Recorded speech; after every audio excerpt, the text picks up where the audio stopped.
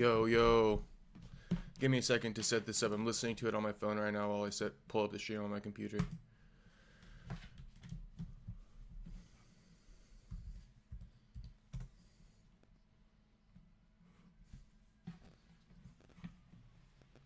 Make sure I mute that desktop audio.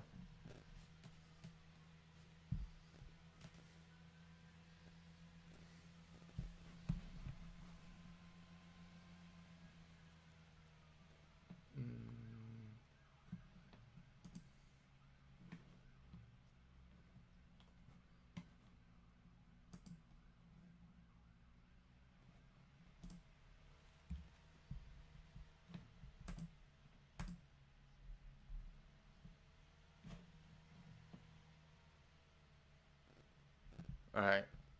We got Naimov versus Grad. Familiar with Naimov, not familiar with Grad.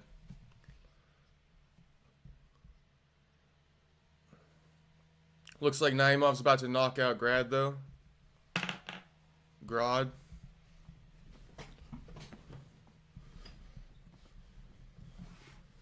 Let me pull up the chat.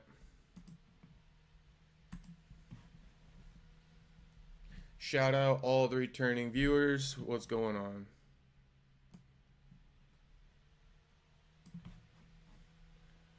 Okay.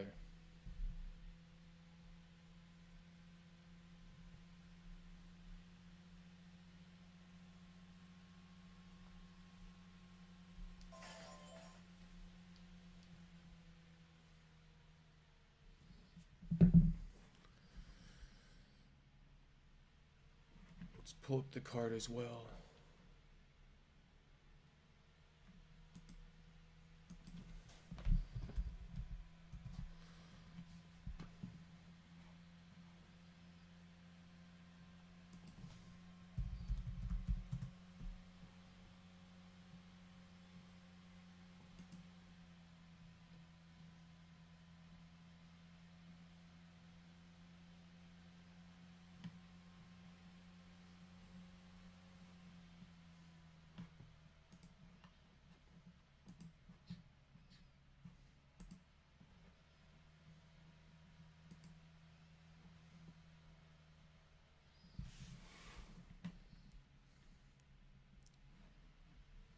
All right, so we got Naimov, Bogdangrad up right now. We got Sadikov versus Moda up next. They're selling this as a crazy fight, but it's not that crazy of a fight. Tofik Musafayev, Mitabek Oralbai, that'll be some good shit. We need more of this, more of that caucus on caucus crime. You feel me? Curtis Blaze, Rizvan Kuniev. Let's look at Rizvan real quick. 2-0 on Contender Series, making his UFC debut. I don't co-sign Contender Series wins as much as other people do. You know what I'm saying? Because the talent pool that they're drawing from is, doesn't seem to be very high. I'm gonna go with Blades. I'm gonna go with Curtis Blades. How old is this guy? 33, 13-2. Nah. Never seen Rizvan really fight though.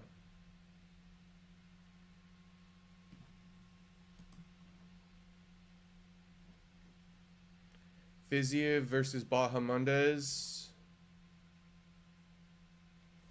There could be a skill gap here. There could just be a good old-fashioned, skill gap as far as the striking goes on Fiziev's side.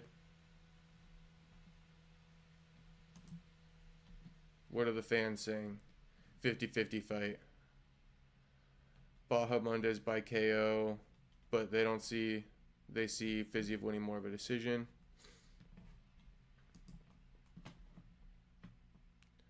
Jamahal Hill, Khalil Rountree. Now, this is an interesting one. Just on the merit that Jamal, in my opinion, is more certified. more proven against tough opponents than Khalil, but Khalil has the equalizer, and so that's what's really making this fight closer.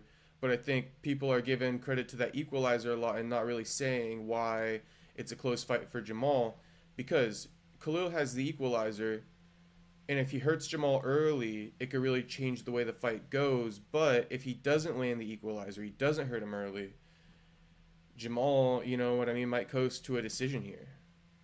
Something like that. He might, knock out Khalil. So let's see. Khalil's saying he's not going to bleed. So there's a lot going into this one. They don't like each other. Jamal's, in my opinion, has kept it respectful. He hasn't said much. So I don't know why Khalil's kind of dogging him, but he is. Khalil is. He's not showing his respect to Jamal. And I think maybe that's why fans don't show Jamal that respect. And I know we got that fucking Naimov fight going on right now, but, like, come on, bro. We're supposed to sit here and watch this.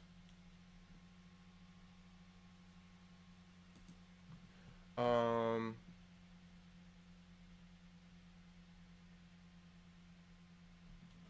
see here.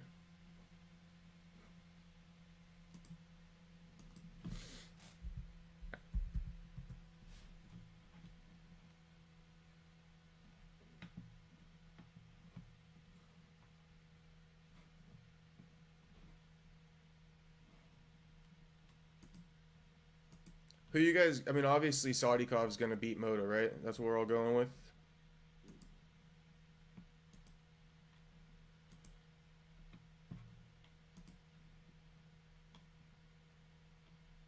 That boy Co Keon Ko. Solid win, solid win. That's a solid win right there.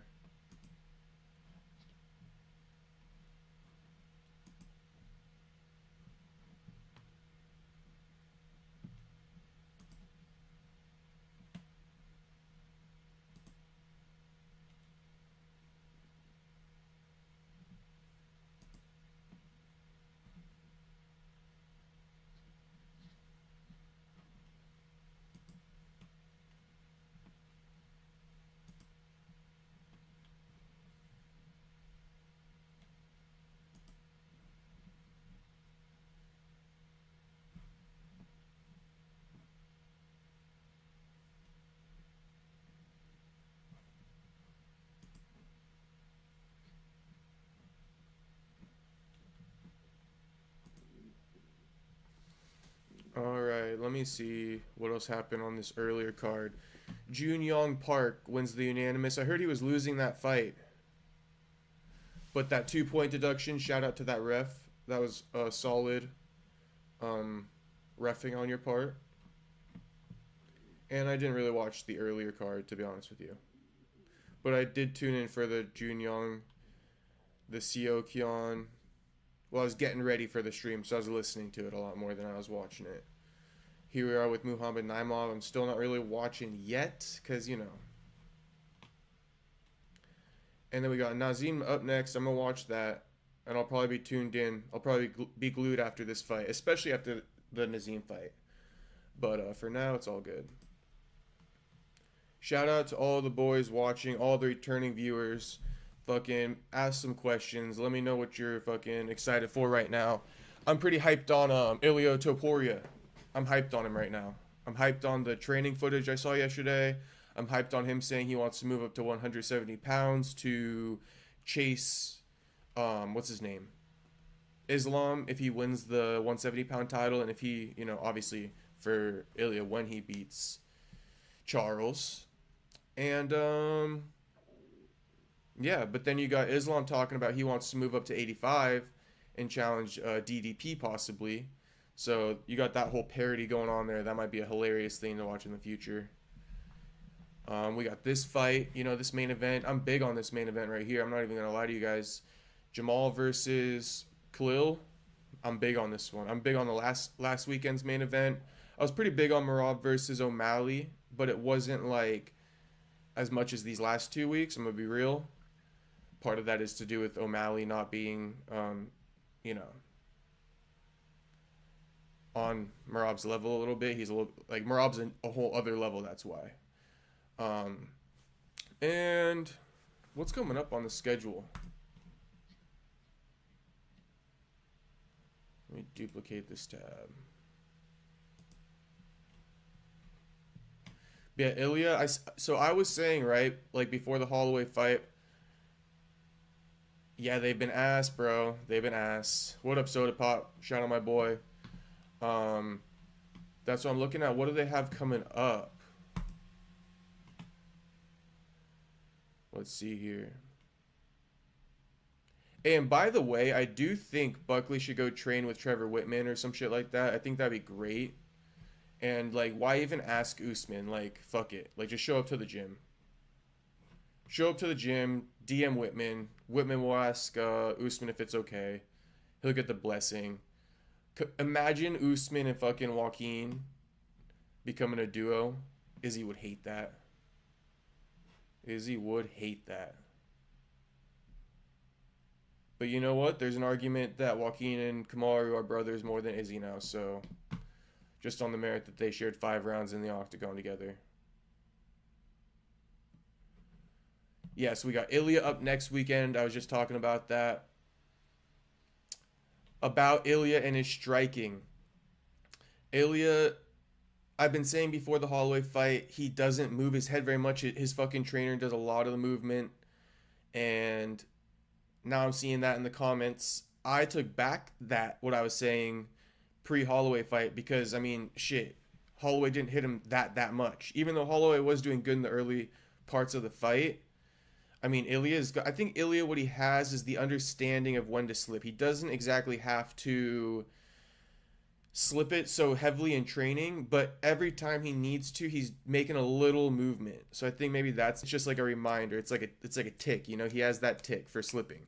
Anytime he's open, he always slips. Even if it doesn't come, he still slips it. But yeah, his coach, you know, some of the defensive tactics are kind of funky, I will admit.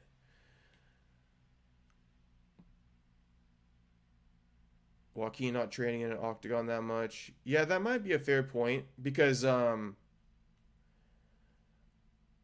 that point, I think there are some extra tactics you can use to get up to your feet when you're up against the cage, right? Getting grappled. Also with the takedown defense on the cage is a lot different than takedown defense on ropes or something like that, or even in an open mat. So there could be a point to that. We got to look at the STL Boxing Academy and see if there's an octagon in there. But a lot of times I do see it being a ring, but they did just get a new gym. And then this new MMA gym Joaquin trained at, if anybody wants to look it up, he did name drop it a bunch of times. You could probably look that shit up on Google and see if there's an octagon in there. And that's just to the point again, right? Just fucking go train with Trevor Whitman. He's got an octagon over there too. Trevor Whitman is elite. I was watching some of Kamaru's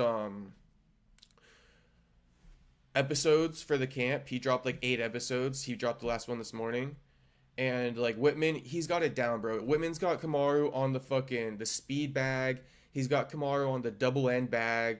He's got Kamaru like on practicing slipping the shoestring. He puts up the string, you know what I mean? It has Usman slipping that shit. On top of the techniques that he shows Usman. And so, you know, full disclosure, I was watching that, and it is something I noticed with a lot of UFC fighters, though. Not many UFC fighters use the speed bag. You know, you got, like, the Diaz brothers used it. You got Tony Ferguson who used it. McGregor's not really a guy who ever used the speed bag. But you got Gaethje who kind of uses it, I think. Obviously, Mayweather, boxing used it, so I think a lot of fighters should be using that speed bag. Because, I mean, if your opponent's doing that, then, like, there is something to that with the coordination and the timing and the rhythm, I think. So if you go to Trevor Whitman's gym, you are getting that real... I mean, like, Trevor Whitman, when I was watching Usman's vlogs, I think Trevor Whitman basically, because I grew up big on Mayweather, and when I was watching Mayweather, he has all those same things. He has the double end bag. He's got the fucking speed bag. He slips the rope in the octagon, or in the ring, jump roping and all this stuff. I feel like a lot of UFC fighters or MMA fighters don't use that Mayweather blueprint, And it's like, I feel like you gotta kind of, that would maybe help. And I noticed Whitman has modeled his whole gym and almost his whole training approach off of what I've seen from Floyd Mayweather. And Floyd Mayweather's the GOAT, whether you love him or hate him. And I will say, um, Whitman's pad work is a little bit different, and I think it's mastered towards MMA. And I think that's a big thing where he's a boxing specialist coach, but he's almost like began to master how to box in MMA. Because one thing I've heard as of late is in boxing you want to have, yeah, these they aren't worth pirating, bro. So just save me the fucking, you know what I mean? We're not trying to get me banned here, notification. But Trevor Whitman has modeled a boxing approach, but he's tweaked it towards MMA. You feel me? So I like that. Like what I've been hearing lately is a lot of MMA fighters keep a further out guard than like a Philly shell almost. You feel me? Because there's so many more strikes coming your way in MMA versus boxing. Knees, kicks, elbows. So it's better to keep the hands out versus in.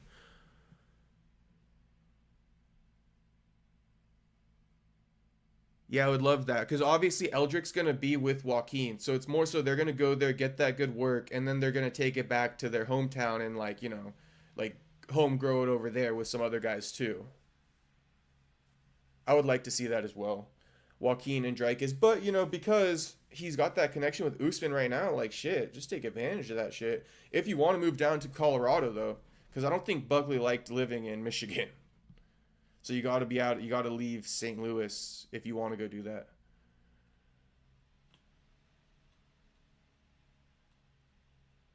Okay, okay, okay. Well, hey, Dreykus definitely saw what Joaquin said about he had to have, unless he just stays off social media like that. But yeah, I could see that. But Joaquin going to fucking South Africa, that would be a little bit crazy. You think he's going to South Africa, Soda Pop? He can't.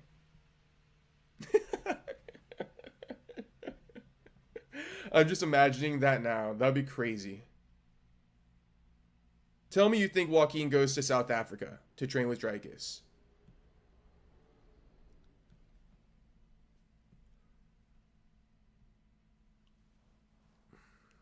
What's the fucking stats on this card right now? Hey, by the way, I've been tuning into like soda or not Soda Pop, MMA Guru streams recently just because I'm doing more of the live streaming, and I'm not a hater on Guru. I respect his work, but dude, he does a lot of fucking like I mean, every time I click on it, it's just him responding to chats of them telling him to do impressions and shit. So he's like oh like impersonating like Izzy and Strickland and like McGregor and shit. So like right now in this shit ass fight, you like I'm just talking, but like Guru is gonna be reading the chat, just giving off whatever you call it, impressions of people. I think they're paying him for it. I think they're like super chats. I don't get those yet, so fuck it. If I was getting a super chat, I might.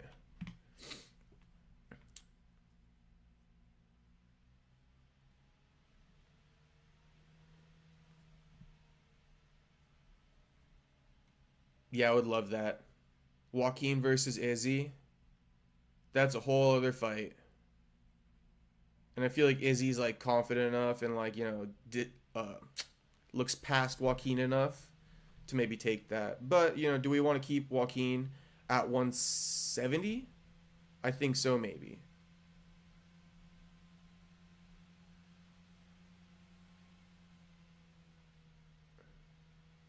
Yeah. Oh, I was wondering that, like, because I noticed, like, obviously I got to make posts too, and like it's kind of hard to do both. You know what I mean? When I'm like, because I got to like entertain, and then like you got to like take like 10 minutes to make like a fucking post.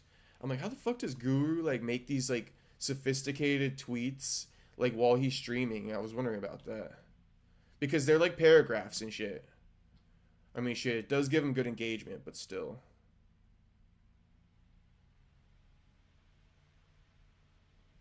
But we coming for the Guru. I did hear him say one of the few times I heard him talking anything, he was saying he hasn't like worked out in a hot minute. Bro, Guru, I'm like 100 pounds less than you, but and I like you, But if like, you know, I just feel like that's like a good matchup right there. Like any martial art, you know what I mean, or MMA, like whatever Guru wants. Pick of the litter, Guru. 100-pound weight advantage. It's like an open weight match. Me and Guru. Then we can start a podcast too. Just like him and Mighty Mouse. Alright.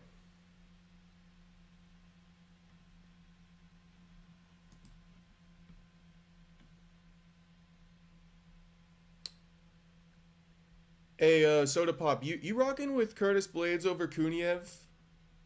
And do you kind of agree with me, or do you certify these Contender Series guys? Like, I certify some. Like, I certify Jacoby Smith. But he's also proven himself in the Octagon. Like, think about how many Contender Series guys have been cut. You know? Hey, and shout out to Dylan Budka. Stay mindless. I hear he's coming back to the UFC at 170 soon. Soda Pop, you didn't answer me last week. What's going on with the Mindless Hulk? You fuck with him, or are you trolling him? That's a genuine question.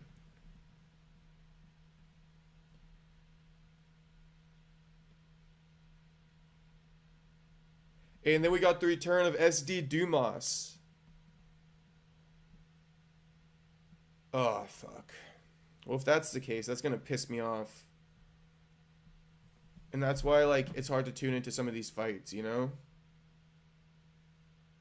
Like, I'm going to be real. For these first, like, bunch of fights, like, the first 4, like, I'm just living my life, you know? I got life to live. So, like, I wasn't even watching this shit. Like, I literally got a life to live. You know? And I'm supposed to sit here and watch Irina Alexieva versus, like, Claudia. Like I said, I got a life to live. But Junyoung Park, you know, that's a decent one. But I'm gonna be real, I was at the fucking clinic for this one. Picking up some cushery. So it's like I was just listening on ESPN. Watching while I was waiting in line. And the same with this one. I was just driving home with Oban or Elliott and shit like that. Here we are with Naimov. I'm still not really watching, but I'm here for the stream, for the boys, entertaining. Oh, Naimov won. Okay, there we go. Minus 225 favorite. Tajikistan. Shout out. Naimov up next. Or, sorry. Nazim Sadikov. Him versus Slavaklaus was a good fight.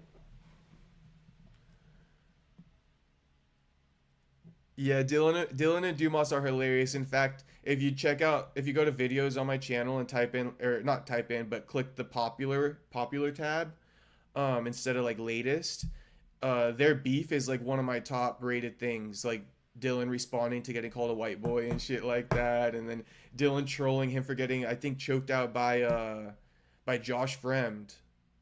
Yeah, those ones did like 3K and shit, and then if I'm not mistaken, SD talking shit to him did some numbers too. But that's one of the biggest beefs. I was saying last week, Dylan's got a weird fan base because I think he did kind of buy his Instagram followers, which is fine. I'm not here to fucking hate on the guy. A lot of Russians do it anyway. You know what I'm saying? Like every single Russian does it. But yeah, he's got a weird fan base. I think he has a fan base a little bit. Let's see here.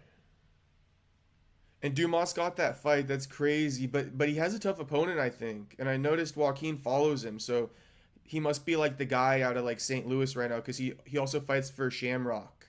Which is the promotion Joaquin came up in.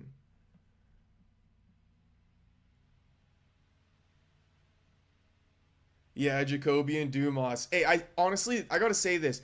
Honestly, I think the UFC fucks with me, low key. I think the matchmakers or somebody over there fucks with me. Like Phil Rowe, right? Phil Rowe, I never even put this out there, but on the stream I'll put this out there. Phil Rowe asked me for the interview because he was like, dude, I need help getting a fight. Like that's my problem right now. And I'm like, well, we'll say less, bro. Like I'll get you on. And so I had him on. We made a little bit of noise. I mean, like I'm talking, it doesn't have to be UFC related, but we did 144K on Reels off the 4 extra clip and stuff, and then we were just doing some numbers on the interview, and then boom, he got a good matchup. Look at the matchup they gave my guy too, Phil Rowe. Beautiful KO, right? They hook up Jacoby. I'm talking Dumas, right? I talked to Dumas like 2-3 weeks ago, and boom, this guy's got a fight now. The UFC had to have watched the interview and heard Dumas be like, I'm down to take a fight. You know what I'm saying? Even though Dumas did say he kind of wanted to like wait for things to get settled.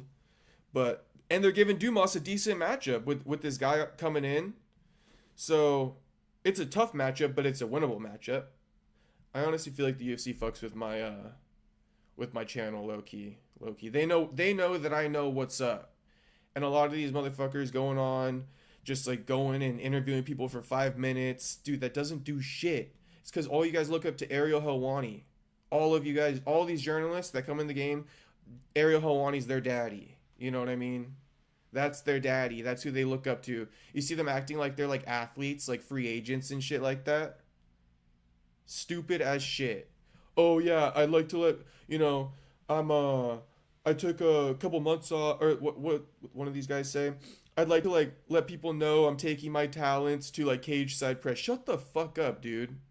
You making no money at cage side press. All you get is a media credential to go to the event and to sit there in the press room and ask questions along with 50 other people. And you guys all get the same content. You guys all get the same press conference video.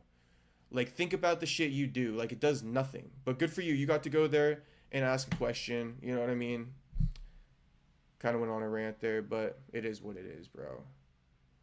All I'm saying is the UFC fucks with me because they like my work. I'm about to get another interview going. And if somebody else gets this interview before me, then clearly, right, then they're watching. So if you do interview this person before me, I'm going to just guarantee you're watching the stream.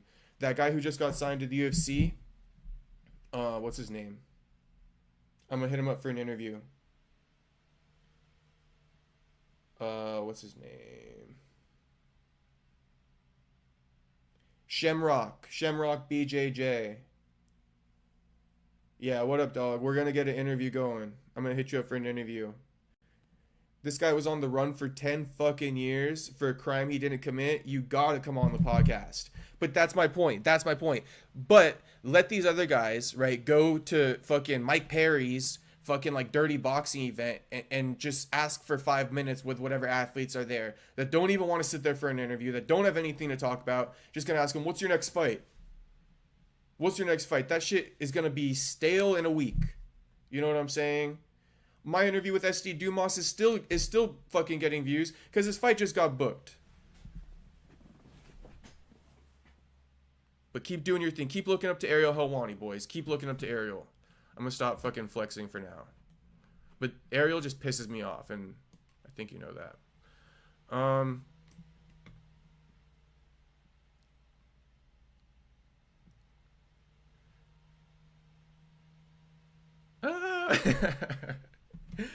You started that beef with Fremd and Dumas, Soda Pop? That's hilarious. Yeah, these guys, they see a lot of the trash talk. It's crazy. Like, Dumas told me that the Budka trash talking video that I made popped up on his YouTube channel, and he had to click on it.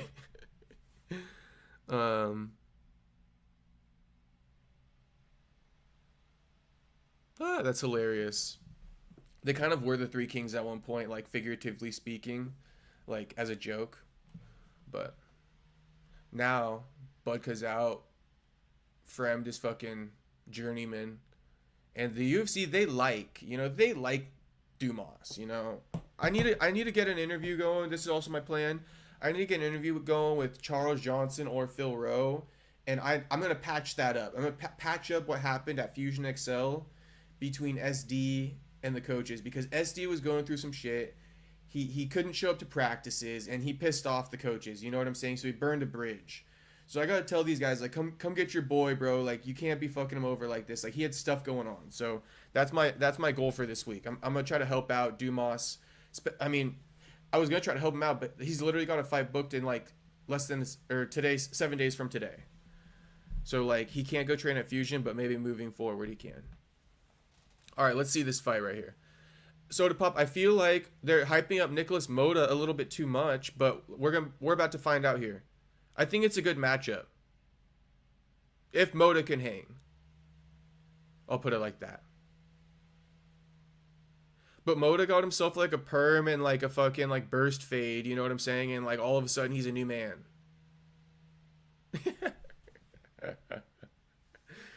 Moda with the perm and the burst fade. I could never have a haircut like that. It wouldn't work out for me.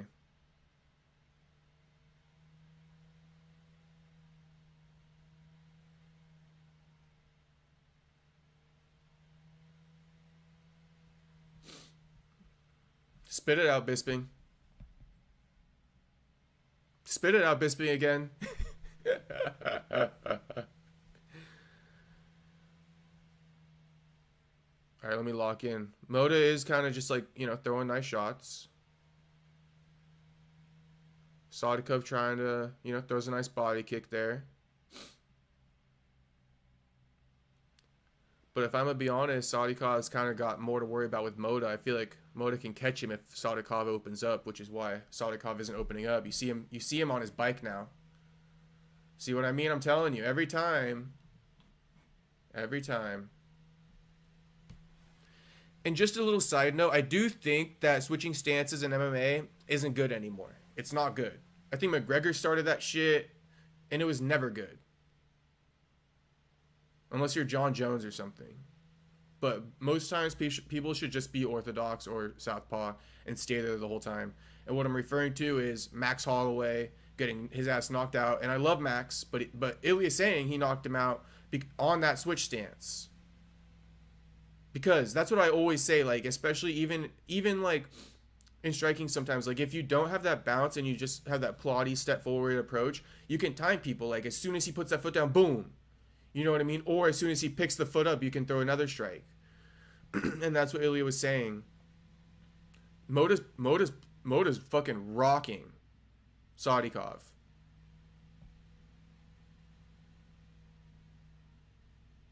Yeah, Moda's about to fuck up Sadikov. Dude, Moda with the fucking burst fade and the perm, and he is a new man. He is crumbling Sadikov. Let him up. Yeah. Yeah, he's doing great. Just fucking firing off on Sadikov. Sadikov's just like taking all of it on a lot of it was on the elbows and shit, honestly. And now Sadikov returns with like a fucking eight punch combo. Now, but back to what I was saying about Ilya and Holloway. Ilya said he timed the knockout on Max switching stances. That's all. And it exhausts you, dude. There's no need to do it. Stay in the position you're best at. Yeah, bro, he's gassed. Look at him pressed against the cage now. That is Sadikov. This is like the Sadikov starter pack right here. You feel me? Sadikov always does this. He did this to like Slavaclaus too.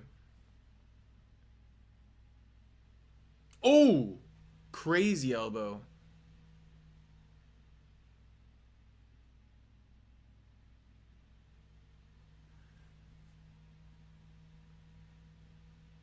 Bro. Oh yeah, because Manuel Torres fucked up Moda, I'm assuming. Manuel Torres is really good. I like that guy a lot. Star potential. He is a little bit reckless, though. Bro, on Wednesday, my weekly stream did like fucking, like I had like 40 concurrent viewers the whole time, which is crazy. I usually have like 5 or something like that. But I can't tell if it was just like random or if everybody was tuning in to see my reaction to Joaquin, but either way, shout out to you boys. I had like 600 views on that. I got more views on that than I did on my live stream for the fight.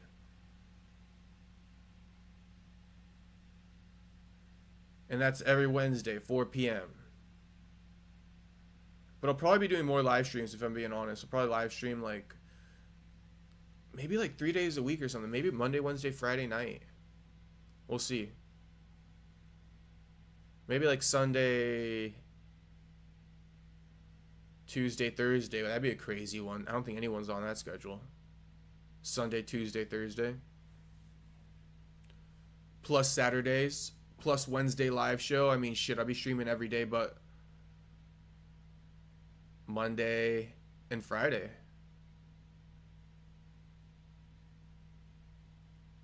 Imagine if I did 5 live shows a week. Probably will get there. You know, I was thinking that about somebody else too, as far as like just how good is this person. They're slipping my mind right now, but there was somebody.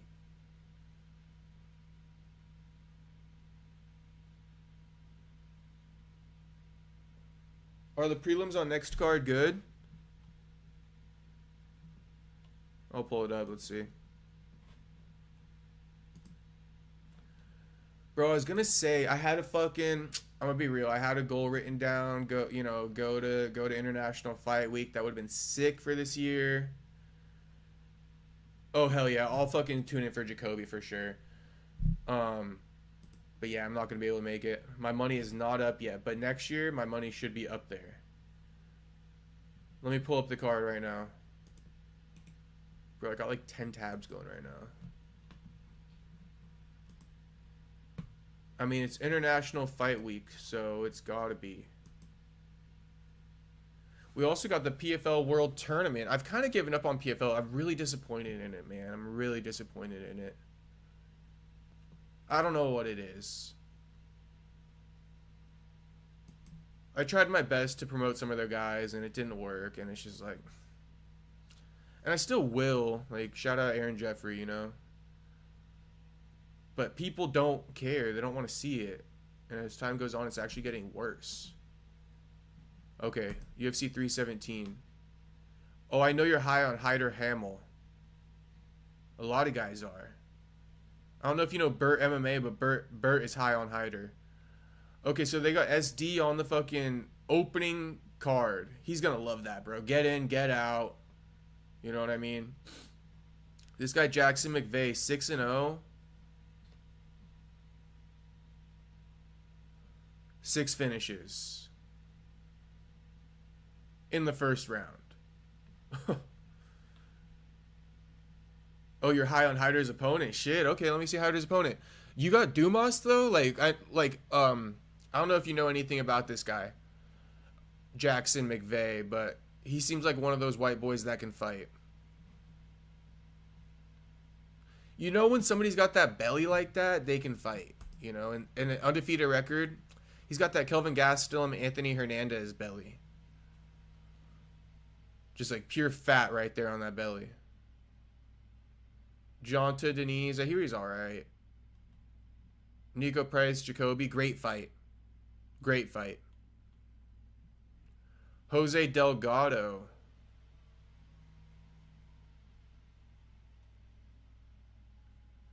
Yeah, but I'm hoping SD wins just because of all the shit he's been going through, bro. I mean, shit. How long ago did Jackson McVeigh fight?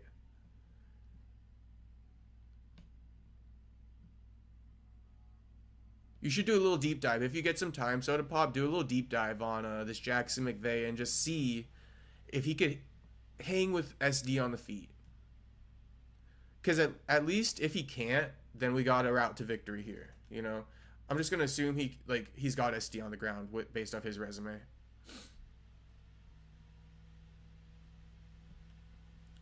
Strength of schedule: 5-5, 2-5, 1-1, 7-13, 3-2, 4-1, 10-3. So his first 3-4 fights, I'm not going to count. I'm not going to count.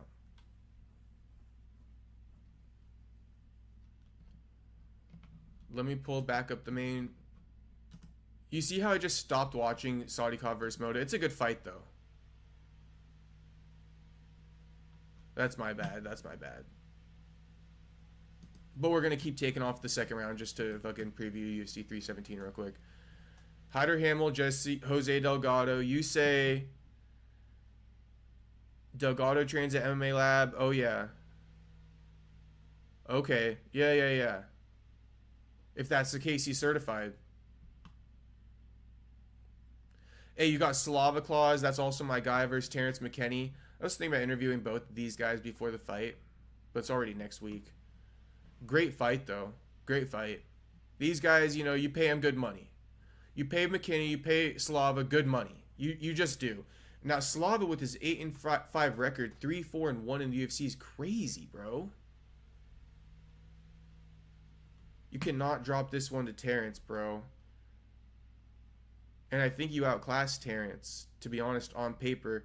The only reason why Slava doesn't is if he gets pressured. Meaning, like, he gasses out from the pressure or something, or, you know, that kind of case. Rodriguez versus Hermanson. I'm in for that one. I'm dialed. This is an old-fashioned UFC card right here.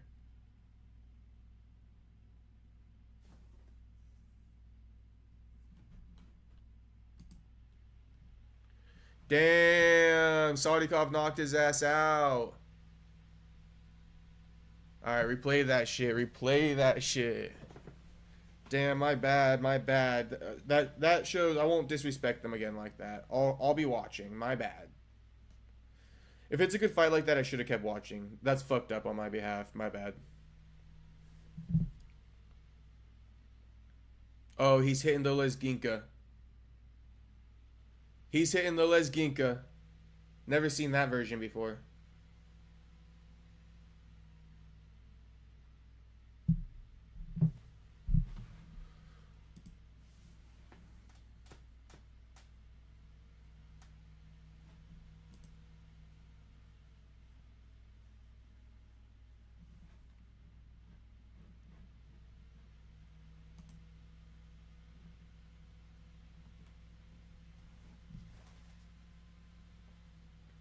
Damn, that was nasty. Oof. Respect to Sadikov. I love that combo. I love that.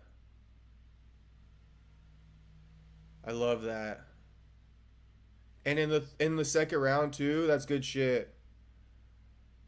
Firing like that, the way that fight was going, he switched him off. That was shades of like not, you know, exactly, but that was like Phil Rowe. Just fucking crumbled his ass. That was some good shit. I did predict that one for you boys. I said if Moda can keep up with Sadikov. Moda had a hot start though, but yeah, Sadikov is official. That's what I was saying. I thought there was a bit of a difference there. Second round knockout. Yeah, Sadikov is official. He had my cosign before the fight.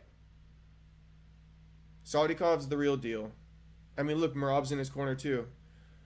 You can watch the fight on ESPN Plus, brother, or you can do fucking crack streams. You could do, you know, meth streams or something like that. That's what I hear. That's the word on the street. I don't even know if that's what they're called, but that's, you know what I mean. You don't got to do that if you have a subscription to ESPN Plus.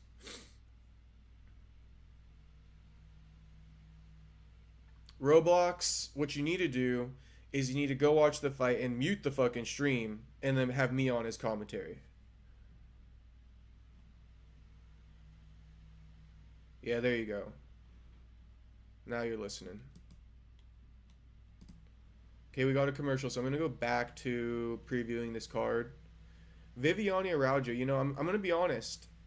I think Viviane Araujo is cuter than Tracy Cortez. Call me crazy. You know what I mean? But like, yeah, I do think that. Peyton Talbot, Felipe Lima, good shit. Roy Val versus Joshua Van, good shit. I do think Van is getting a big, heavy push right now. And, you know, let's put some respect on Charles Johnson's name.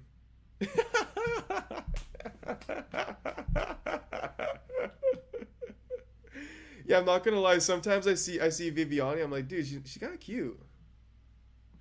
Not off her tapology, bro. You can't look at the tapology. You got to see her on her walkout.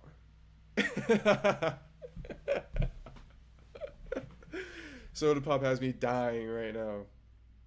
Maybe it's the Brazilian. I just lean towards the Brazilians or something like that. Hey, another one, Natalia Silva. You can't call me insane for Natalia Silva, Soda Pop. Let me see what you got to say there. That's too good. Tracy Cortez, though. Tracy Cortez is alright. She's alright. Just, you know, she's not really my type, so to speak.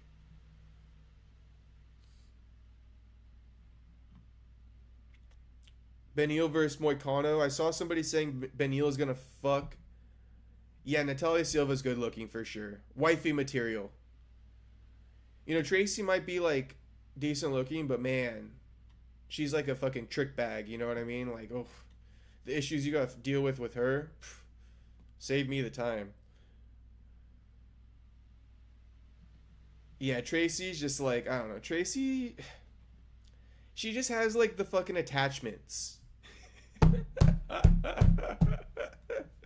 Tracy just has the attachments, like the eyelashes, you know what I mean? Like, you know how she cut her hair, like the bob, like the straight across bob or something, like the butt, you know what I'm saying? Like the way she does the spandex, like take that stuff off her, and it's not very much. I'm telling you, bro. I'm telling you. Like the tattoos, you know what I mean? The fucking guys love it. Um,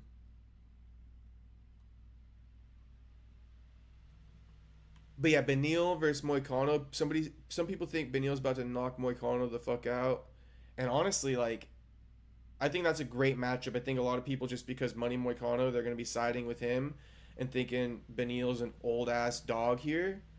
But let's see it. Let's see it. Benil is a great striker. Not only a great striker, but a great grappler too. He's a great MMA fighter, I will say. Very underrated. He's a lot older too now, but you know, he was good, you know, in his day. Let's see what happens. Age difference here. Let's see age difference. 36. 36. Okay.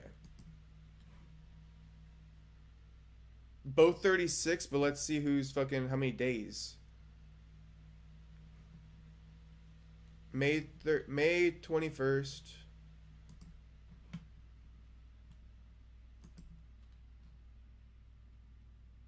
May 6th. Okay, Benil's older by like 2 weeks. So basically, they're the same age. Then you got Pantoja versus Kaikar, France. Good fight, no complaints. This is the best you get for a double title fight, unfortunately, now, though.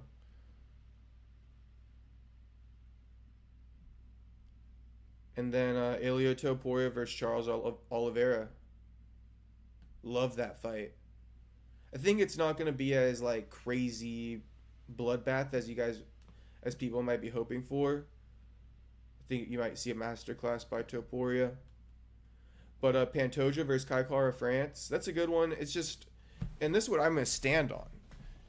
I don't really care for Pantoja versus Kaikara France that much, you know, because Kaikara can't really hang. That's the problem, is like we've seen Kaikara, he cannot hang with these guys. He cannot. No way. Unless like Pantoja just slips on a banana peel.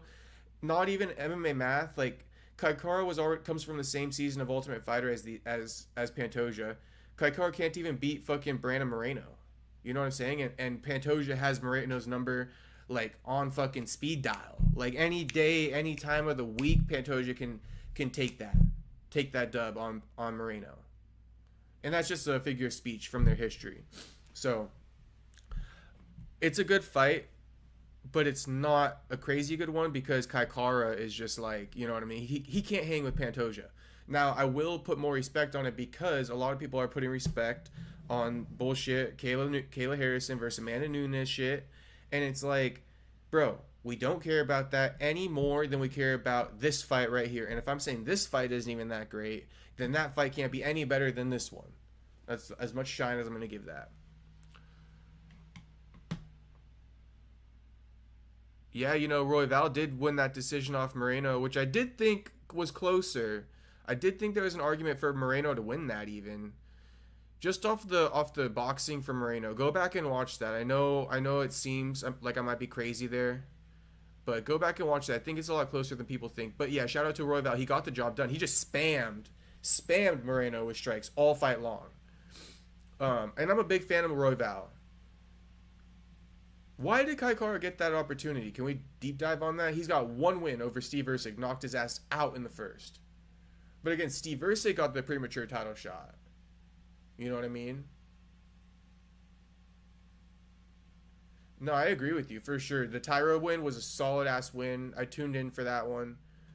They got to put a little bit of respect on Royval's name, but I guess I'm assuming what? Kaikara was already booked, huh? But they should have just gave that to him before they gave Royval comp. I feel that. I can respect that. They should have gave Kaikara to Manel Cop, huh? That's the fight right there. Because didn't Kai Kara pull out or something? They got a beef. Man, what did the UFC do there? I'm just now realizing this. Tell me I'm wrong, Soda Pop. Tell me right now I'm wrong. Pantoja versus Royval should have happened, and that's a huge miss. Kai Kara France versus Manel Cop. What the fuck was going on there? In my opinion, anytime a fight gets canceled, that it's even more so you got to run that. Unless it was like, you know, something where a fighter didn't pull out from injury. If like the UFC just wanted to shuffle a matchup, that's fine.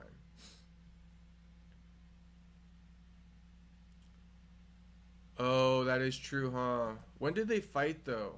How long ago? Oh, so I see. Royval already lost on the title reign. And then what? Then Royval fought Moreno and beat Moreno. Then beat Tatsuro. So the division is in a recycle right now.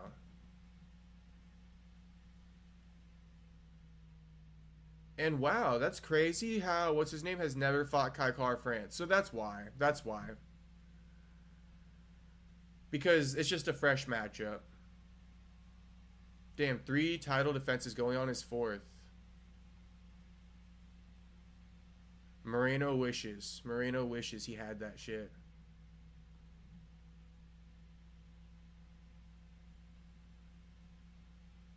What else has been going on in MMA fucking news, boys? I know there's probably a lot of stuff going on.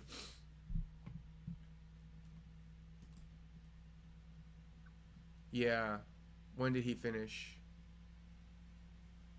Guillotined his ass. 2020. Long ass time ago. Yeah, man. I say... And you know, okay, so let's go into this one. A lot of people thinking, right, Marcus McGee shouldn't get that opportunity with Peter Yan, which at the end of the day, you know what I mean? Peter Yan needed an opponent. And I guess all the guys in between weren't available. But still, yeah, Marcus has been getting all these wins, big knockouts, and a win over Martinez. And the bantamweight division's in this position too, where we're recycling title shots. You know what I'm saying? Corey Sandhagen versus Merab. It's like, how can we even compute that Corey is going to do well against Merab? Like, Corey couldn't even beat Peter Yan. You know what I'm saying? And I know Corey's grown, but Corey does not. That's my thing. So, not even that Marcus McGee. I don't want to down Marcus, so I'm not going to say anything negative. But Marcus is new matchups for everybody in that top 5 now. If he can get past Peter Yan. And even if he loses to Peter Yan, he moves up in the division still. And he's a new matchup for some of these guys. He can knock out some guys. Also, you know, give these other old guys new fights, right? New potential wins. So, on their record, new styles to fight. So that's what we need. We need to start mixing up some of these divisions. So I know they did that at Flyweight, right? By bringing in Asakura, by pushing up, what's his name? That got knocked out by Kai Kara. Urseg, but they got to maybe add more.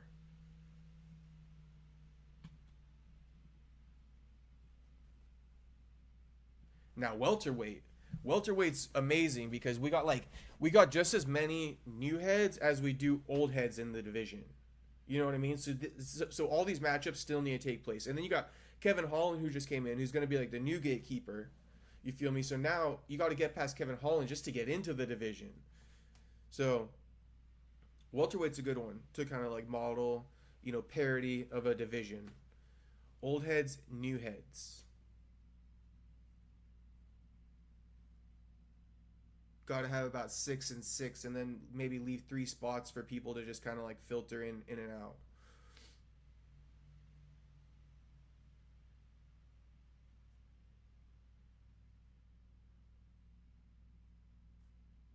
Yeah. No, you make a fair point. But I would say, apparently, the UFC just went, because when I did the interview with Marcus, he said if 4, 5, 6, 7, 8, 9, 10, 11, 12 aren't ready, then and I get the call, then why not? So I guess they did call a lot of other people, and nobody was really ready, according to what I hear from Marcus. And then Peter just really wanted that Abu Dhabi card. He wanted to be active. So then, in comes an opportunity of a lifetime for McGee. It's a tough opportunity, though, I'll say, in Abu Dhabi. That's a tough one. But we'll see. We'll see. We will see on that one for sure. Dude, these commercials are taking forever.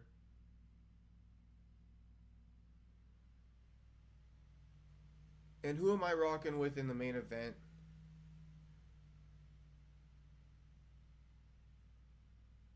Yeah, I'm with you on that too. That's why I was saying if you. Oh yeah, I would love that. I would love that.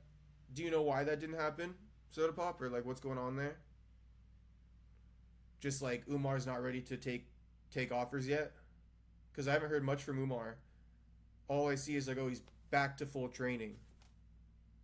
But that's what I was saying too about guys who pull out of fights. Like if it's aside from if the UFC were to change it for their own liking, like if a guy pulls out of a fight due to injury or something, you rebook that. That's my thing. You rebook that shit. And Lorenz Larkin actually said something else when I did a media day in Bellator San Diego last year. Lorenz Larkin was asked like if there's one thing he wants to change in MMA or like one thing he would like to see happen, what would it be? And he said be public information when fighters turn down fights. It should be public information. So it should almost be like a news report.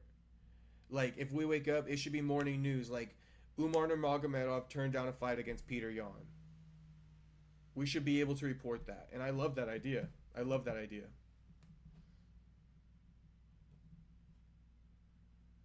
No, yeah. I mean, that is true. I think the only time that you do maybe turn down fights and I don't know, like a lot of people tell me if I'm just being crazy. All I can just, know is my thoughts. But a guy like Sean Brady who does nothing to benefit his career, and that's why the UFC, see Sean Brady, right, wins against the former champ in the former champ's first fight after losing the title. Not only that, finishes his ass dominantly, right? And he's still calling for fucking Ian Gary, right? He's circling back after denying Kamaru Usman. He's now calling Kamaru Usman out again. So you got Brady finishes, right? Leon, stick with me.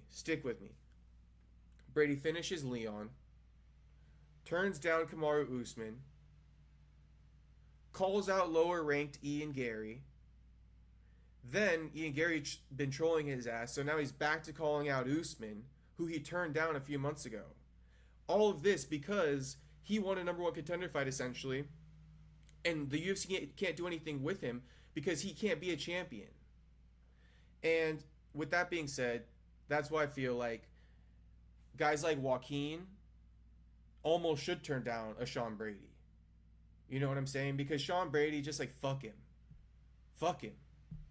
You don't do anything for nobody but yourself. That's Sean Brady's issue. He does nothing for nobody but himself. And so why would Joaquin give Sean Brady an opportunity of a lifetime and capture off of him and his magnitude when he can't even bring Joaquin to reach his full potential in promoting a fight and all that stuff, right? Because Brady's gonna fucking have him blocked and not partake. So that's why Sean Brady gets guys. He's got to make his name the hard way, off of Shavkat, off all these other guys. Yeah, for sure.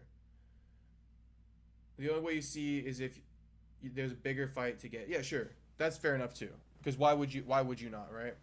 But let me also say, forgot my point. We got the fight coming up. If I remember the point, I will tell you. But yeah, Sean Brady, man, do not be like that guy. That guy's career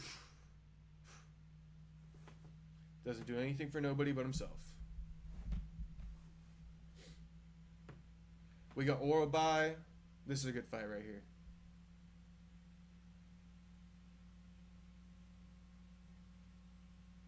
We got broken orbital oral bi.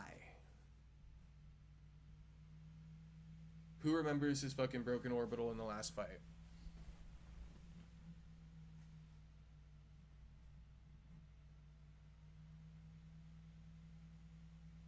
Yep, yep, yep. And Ruzi Boev is almost there too. What are we doing with that guy? I mean, he does have like a little bit of a fan base, but have you noticed Ruzi Boev like his biggest moment of his career was fighting Joaquin Buckley. Jeremiah Wells, great submission artist, but haven't heard much from him. Jeremiah Wells is a tough out for anyone. I mean, shit. What's his name? The other grappler,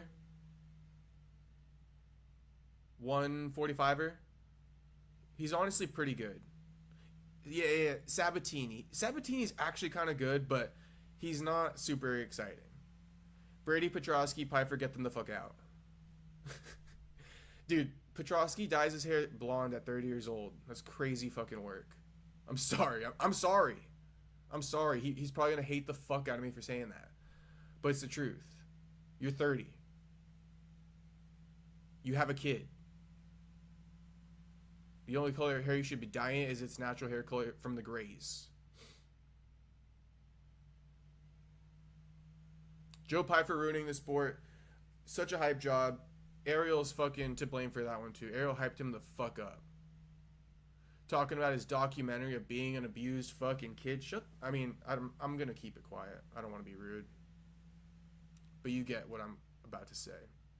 Everybody's got a tough story. Orobai with the takedown.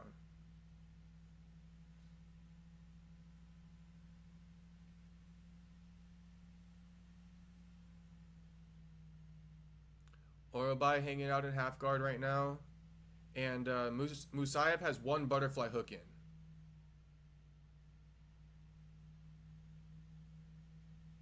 And he's got a fucking...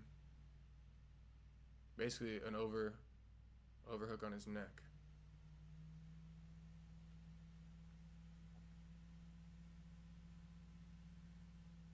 Exactly, bro. Exactly. But Piper milked that shit. That's my thing, is Piper milked that shit. And Piper's always complaining. Like, I saw some quote. I didn't even hear the context, but Piper's like, Joe Rogan was a little hard on me. Bro, you literally told a fucking dweeb-ass journalist, no offense to this kid. I mean, I'm just saying because this kid can't fucking defend himself to save his life. I've seen him on the camera. That you'll remember his ass and shit like that? Fuck you, dude. Fuck you. Honestly, fuck you for saying that. Bullying, I have never bullied like a fucking kid that's way smaller than me. You know what I mean? Joe Pyfer would literally kick like a fucking like a wiener dog for peeing on the floor. That's Joe Pyfer. That's what he did to that kid. No respect for Joe Pyfer. Give him fucking Francis Ngannou.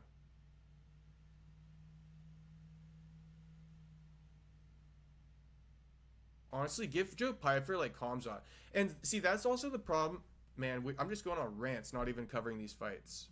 Orobai's dominating right now. Round one, it's pretty much all Orobai. He's grappling him, chaining together takedowns. I'm a speak on my Joe Pyfer point in between rounds. All right, we're at 2 minutes left.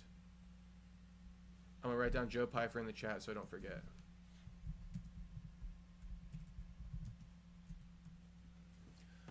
Orobai's got him in another half guard situation here up against the cage.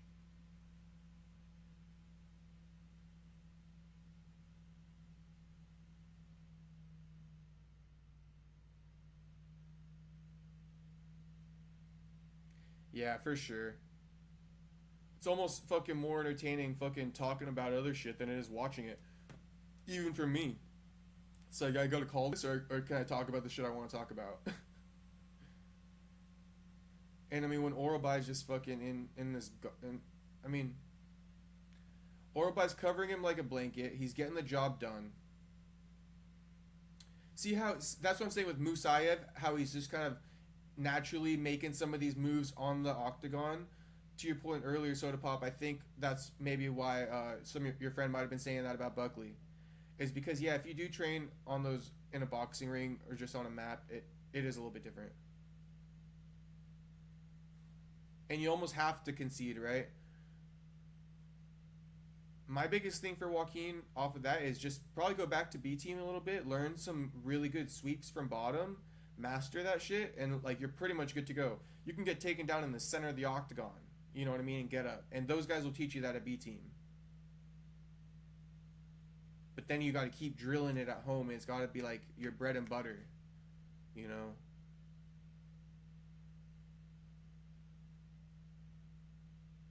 And I do think grappling's making a huge comeback in MMA. We will see, but it's making a comeback. These guys are making such efficient takedowns now, such efficient chokes. You could just slap them on in the snap of a finger. Orobai gets the what is it? Omoplata? I forget.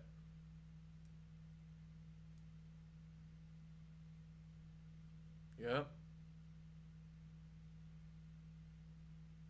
Pretty sure that's an omoplata.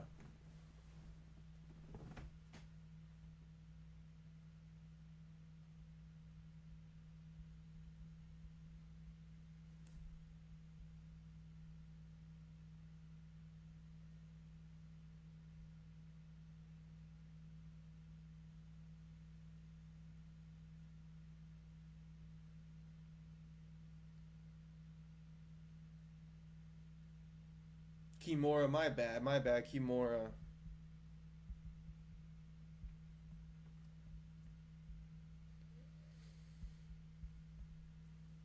My bad. That's kind of embarrassing, but oh well.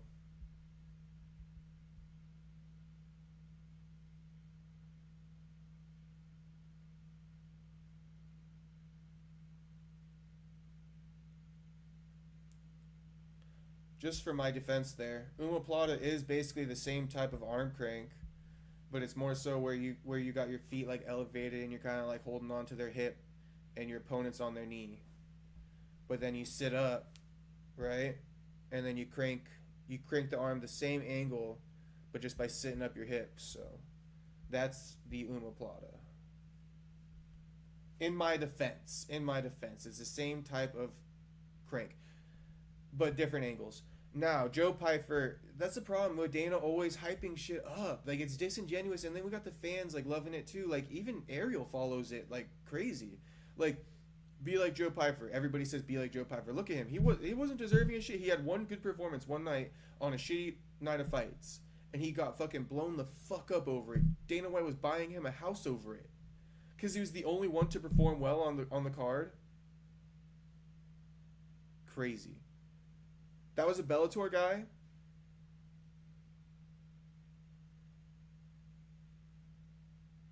I'm not gonna lie, I kind of group Bellator guys in the same category as Contender Series. Honestly. Pico, yeah, we need Pico to fucking win for sure. We need Pico to win.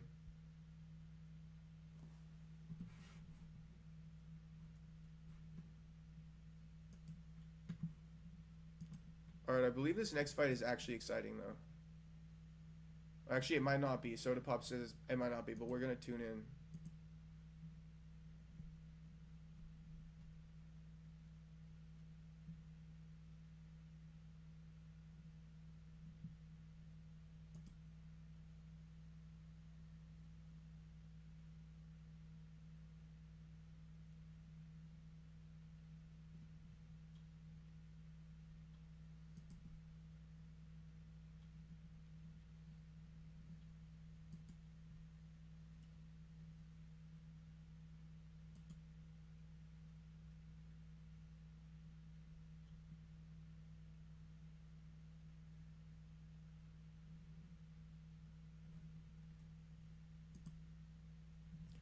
Bro, the problem is these guys don't even speak English. Like, what?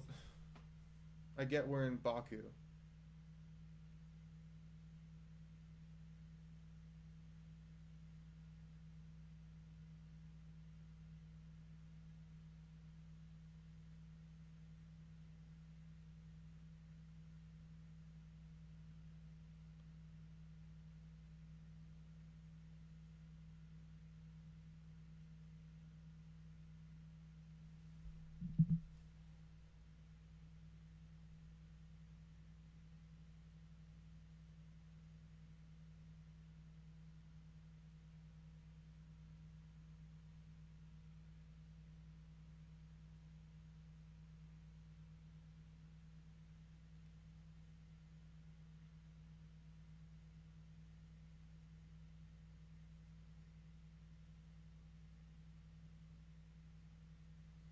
Okay, so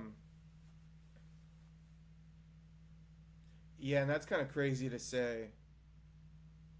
What Bellator guys have become a UFC champion? Because I mean, Jamahal Hill's become UFC champion. Sean O'Malley has become UFC champion. Contender Series does have a lot of good guys, but I would say just as many good guys as they sign. Unfortunately, it's equal to the amount of bad guys. You know, it's like equal. So you gotta take it with a grain of salt. Like, yeah, you there are good guys that come off, but it doesn't mean everybody that comes off with a contender is good. Um, Here's what I was thinking though. I was thinking about this. I was thinking about what's next for Buckley, what's next for Usman. Starting with Usman, I'm thinking Usman should fight Bilal Muhammad. We are talking about this on the podcast on Wednesday, and I was saying, or my co-host MTK was saying, with the upcoming title fight with JDM and Islam not even being booked yet, that's still going to take a few more months. You know what I mean? Because JDM just fought last month. So by the time this fight gets booked, it's probably going to be around like 4 or 5 months, I would say. Which brings us to the end of the year. And then you got Islam, right? Going to want to take off at least 6 months again, which is for Ramadan, also in the middle. So at least, that's why I just was on my phone, because Islam, at the very least, after he fights JDM in December or November, he's not gonna be available till latest after March 19th, and that's just to get like something booked. So, I mean, you gotta call it like April, May. You know what I'm saying? Probably May of next year, which is another 6 months, give or take 5 to 6 months after he fights in November, December. So, with that being said, I feel like that's why Usman should fight Bilal. Because what's Usman going to do? Sit out till fucking May? Right? I mean, I guess if Usman could start training around after Ramadan in March, that might be one thing. But I'm thinking maybe he should fight Bilal in December or November on the Islam card with JDM. How about that? Then you're there to call out Islam or the winner of that fight. That's what I think. And I like that a lot. Because obviously if Kamaru's not going to fight till May of next year and it's against Bilal, there's no fucking point. And fair enough. If JDM does beat the fuck out of Islam, then Kamaru versus JDM. Let's run that shit. If Kamaru beats Bilal. If Kamaru doesn't beat Bilal, then you might, whoever between Sean Brady and Ian Gary fights, you know what I mean? Maybe you throw the winner up there for the title shot. To be honest, I think that's the fight to make. Ian Gary versus Sean Brady, real true number one contender. Ian Gary fought Prates and beat him. He weighed in. Brady beat number one contender and former champion, finished him in Leon. Unfortunately, Joaquin's coming off that loss. I know that Ian wants to fight Bilal. I know that Brady wants to fight Kamaru. But in all reality, I think the true number one contender, it could be Kamaru versus Brady too, or Brady versus Ian.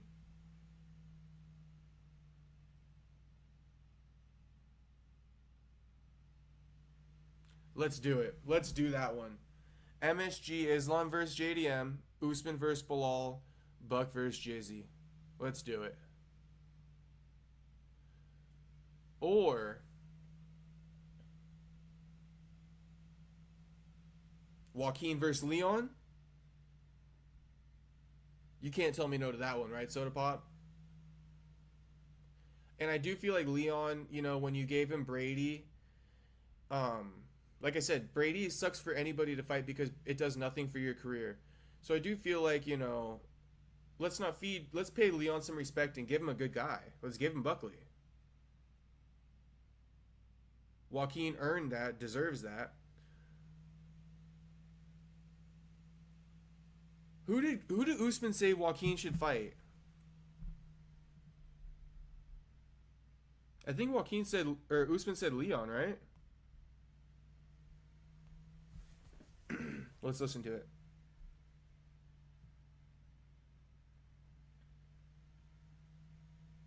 Oh, he said Buckley versus Ian Gary.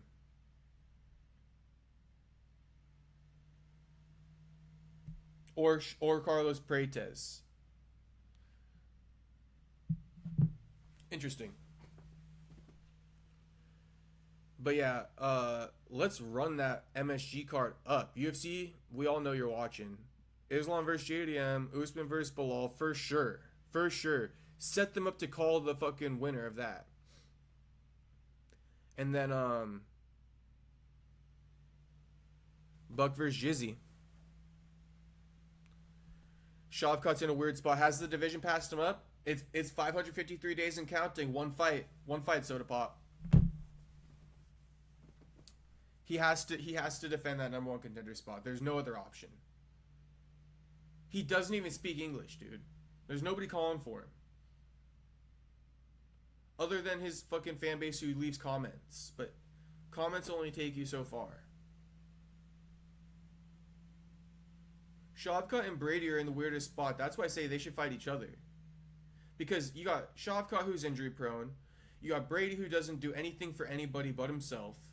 So it's like, fuck it, you guys run it. Knock one of you off. We can't have both of you in here. You're stinking up the division.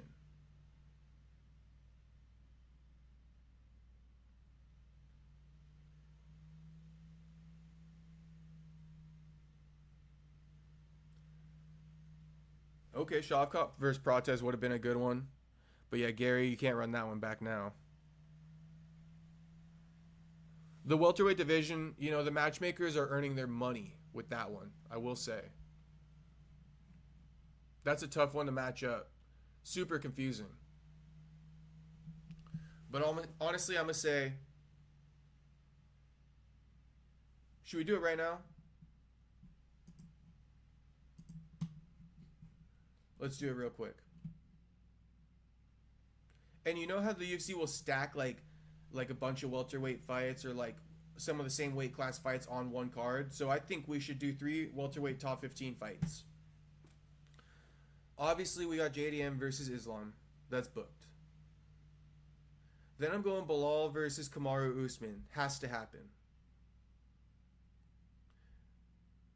Then I'm going Leon versus Joaquin Buckley.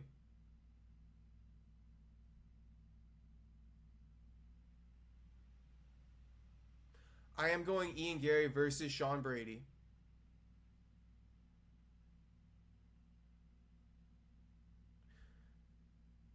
Now you could do Sean Brady versus Shavkat, but I'm not going to do that. I'm going to go Sean Brady versus Ian Gary, and I'm going to go Shavkat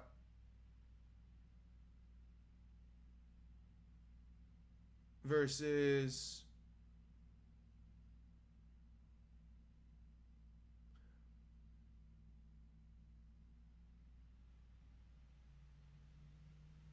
the loser. No.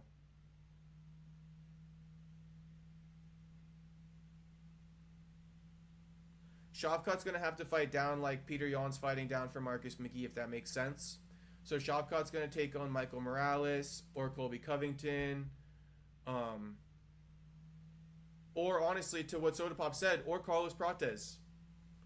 So Soda Pop, yeah, Shavkat versus Morales. Or honestly, like you said, Soda Pop, Shavkat versus Prates. You know what I mean? Because at the end of the day, it's not always about ranking. Like, ranking can suck my D sometimes.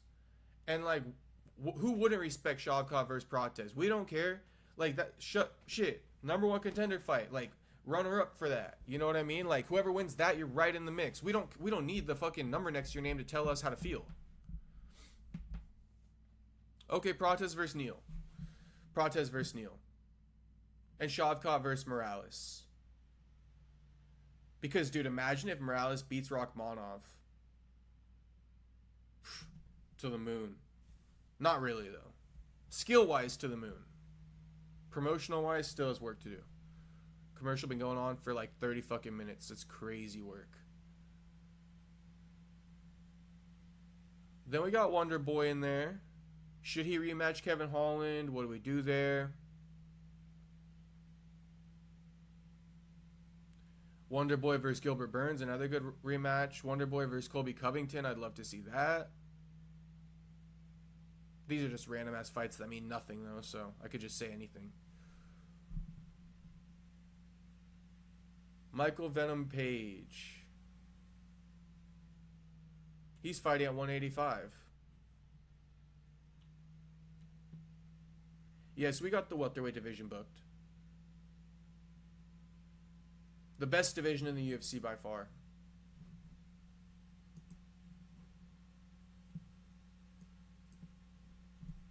I'm going to say a fair warning now. If this fight turns out to be ass,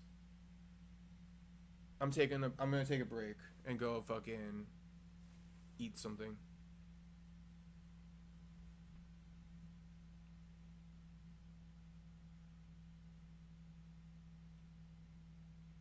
Ooh, love it, love it. Colby versus Holland. Yeah, I love that. Yeah, that's it. Oh, Burns versus Randy Brown. I love it. I love it. Especially because there was a little bit of parity because what's his name? Brian Battle had that win over Randy Brown. So it was almost like you can't give Randy Brown an opportunity over Brian Battle. But now that battle is up at 185, like, fuck it. Like, Randy Brown's coming off knockout of the year. Still probably the best knockout of the year. Randy Brown versus Gilbert Burns. I'm fucking DM Randy Brown and tell him to fucking tell his manager, give him Gilbert Burns. Should I DM Randy Brown right now? Be like, yo, you should fight Gilbert Burns when you're back.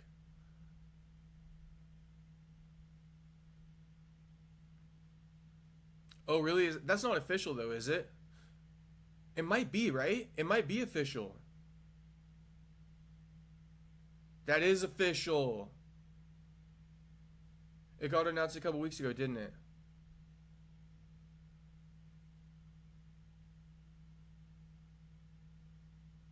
I'm going to DM Randy Brown right now and tell him.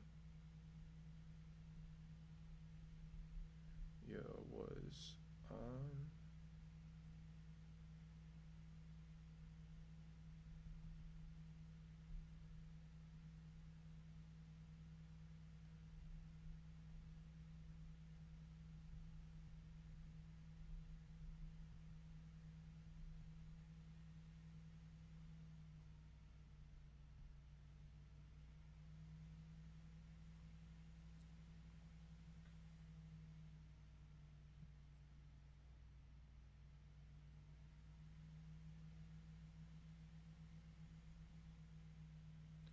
No, yeah, I feel you on that. Okay, so this fight's starting and we got Blades kind of in on a takedown. Number 5 ranked Blades fighting a fucking debutante. Crazy work. This is so disrespectful. And this guy doesn't have shit for fucking... This guy doesn't have shit for Curtis, I gotta say. You know, Randy Brown could hang with the best of them right now in the rankings of 170 pounds, you know? There's so many wins he could get. He's probably starching Colby Covington at this point in their careers. But Randy's problem is he doesn't get past those tough opponents. He didn't get past Brian Battle. He didn't get past JDM. You know? He has some other questionable losses too, unfortunately. It's like the magnitude of a ranking kind of does get to him.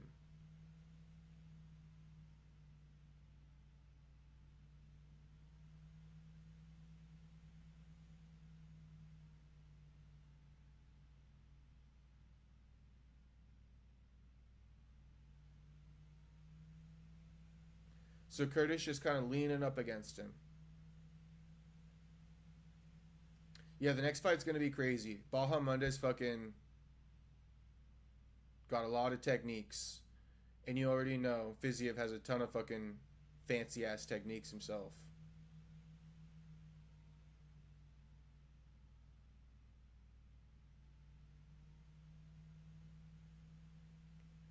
Yeah, should we get into fucking Jones and Aspinall? I mean, here's my take.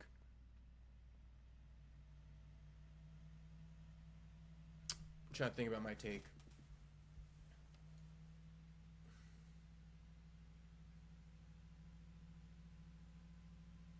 There's so much gamesmanship with Jones versus Aspinall between Dana White himself, between John, between Tom. They shoved it down our throat so much that I am over it. I'm over it. But is there a better heavyweight fight than Aspinall versus Jones? There's not. If Aspinall fights anybody, it's not better than if he fights John. But I guess what annoys me is all the attention that they get for doing jack shit. And the weird cult like every time John does an interview, we have to do a million posts about it. You know, like John says the same thing every time, but we have to repost it every time he sits down and does an interview about it.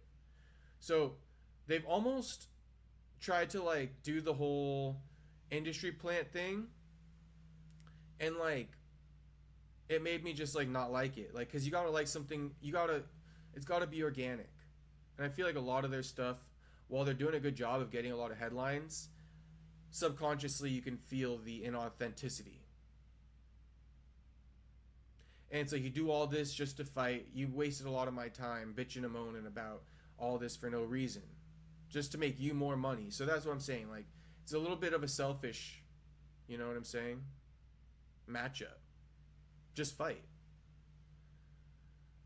And stop making up these narratives like, oh my god, John's ruining my career. If that's the case, just fight Tom and fight John when he's ready. That's my biggest thing. I think Tom should have been fighting. That's my biggest take here. Tom should have been fighting. So to Soda Pop's point, fucking Jailton versus Aspinall should have ran it.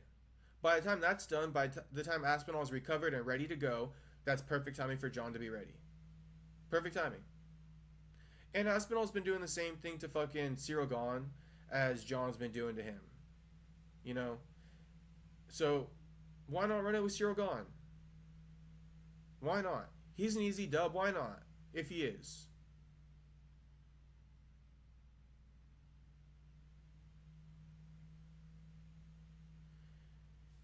Yeah, dude.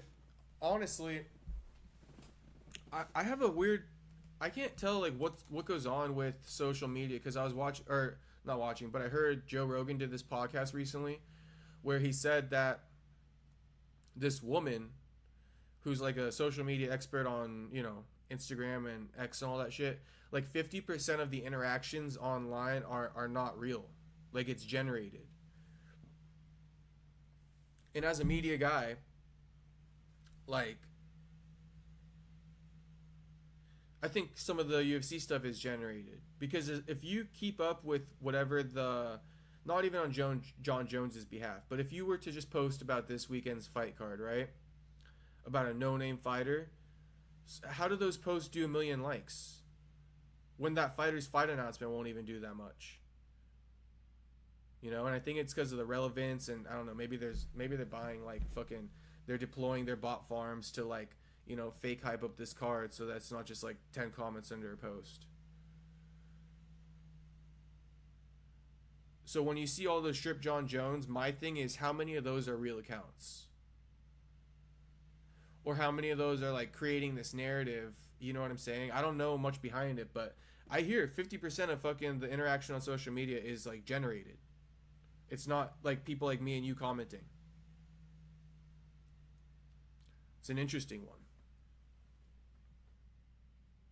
But all the MMA accounts, they are to blame too, because they post about it 24/7.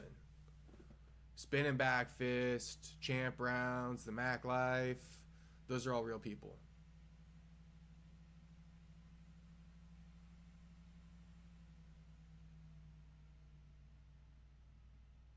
And also, I noticed, like, if you make a post about something like John Jones related, and it's defending him, making him seem like a good guy, 90% of the comments are going to be disagreeing with you about how he's fucking over Tom Aspinall's career.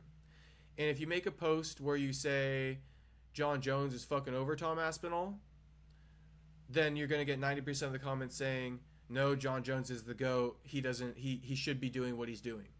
So that's another weird one I noticed because I made posts on both sides about John Jones and Tom Aspinall where he's the good guy and where John is the bad guy, and it's always they go the opposite way. I think that's just maybe human nature.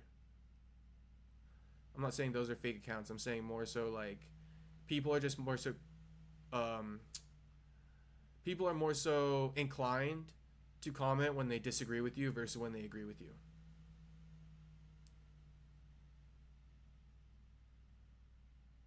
This fight is fucking ass, bro. Oh, Kuniev just fucked. Kuniev is popping Curtis Blades. Curtis Blades just eating it.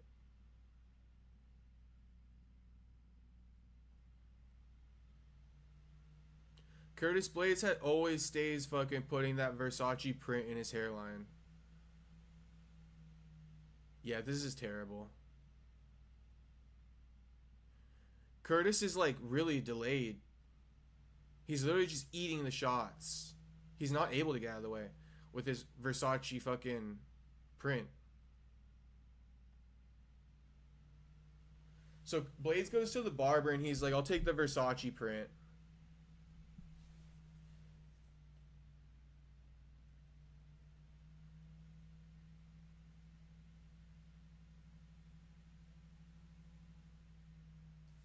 He's getting pieced up. I don't know how... You know, Blaze's striking actually looks like it's regressed. Blaze used to kind of be a guy like popping his jab, looking like an elite striker. Now he's really flat-footed.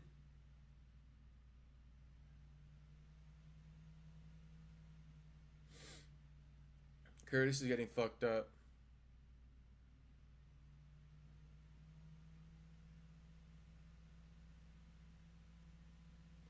Curtis used to have a way busier stand-up.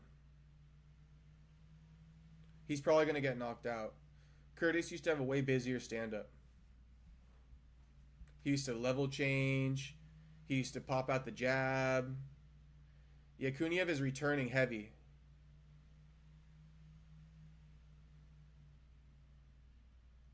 With his big-ass belly.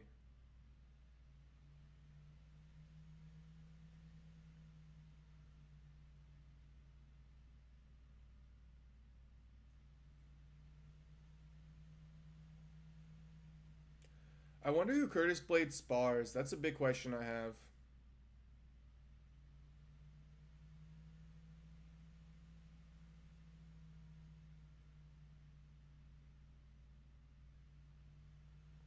That was not a knee tap. But I like Brendan Fitzgerald, so I'm going to let it slide.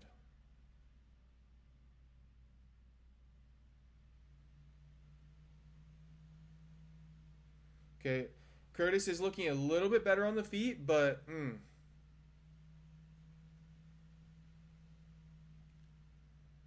Kuniev's gonna knock out Curtis. Curtis is looking a little bit better now, though. But he's getting pieced the fuck up.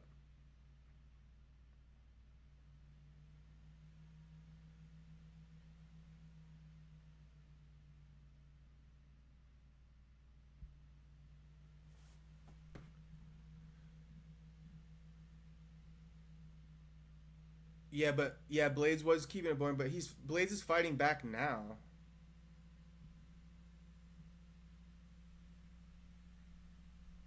At least he's not shooting for too many takedowns. That would just be terrible.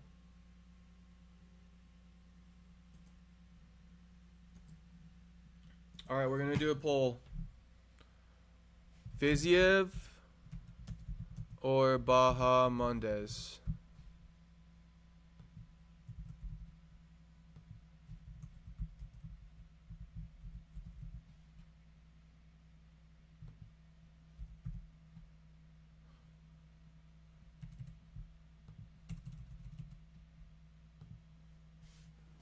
Commercial break, 2 down. I didn't really watch the first. It seemed like Curtis was winning a little bit of the first.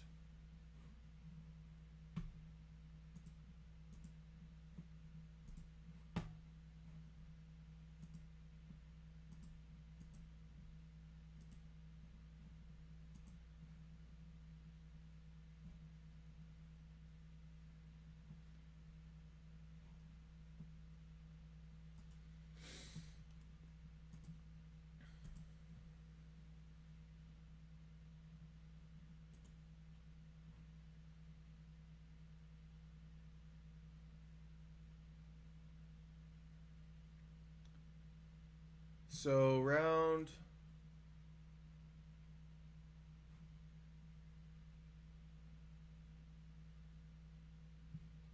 Looks like it was round 1 for Curtis, round 2 for Kuniev.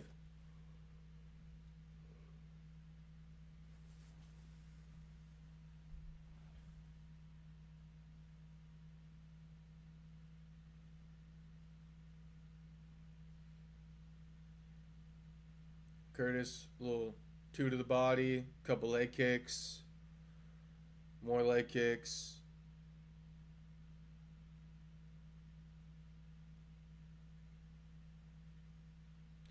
Kuniev plodding forward.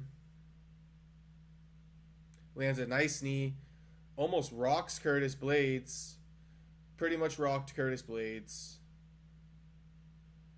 Curtis lands with a 2. Striking back. He's trying to fight in. Yeah. Kuniev just sees something else. Sees things we don't. He's just walking him down looking to land a big shot.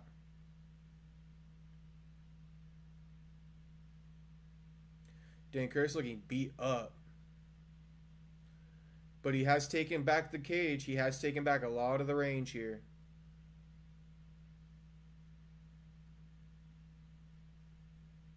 Curtis looks slightly comfortable. That could get him knocked out, or he could do a lot better.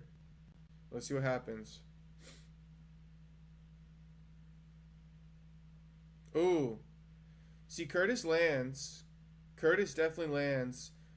Made him step back. Landing again. In on a shot. Locked hands. He's got the hands locked. He's getting that takedown. No. Kuniev slipping his hand inside, trying to break up the hands.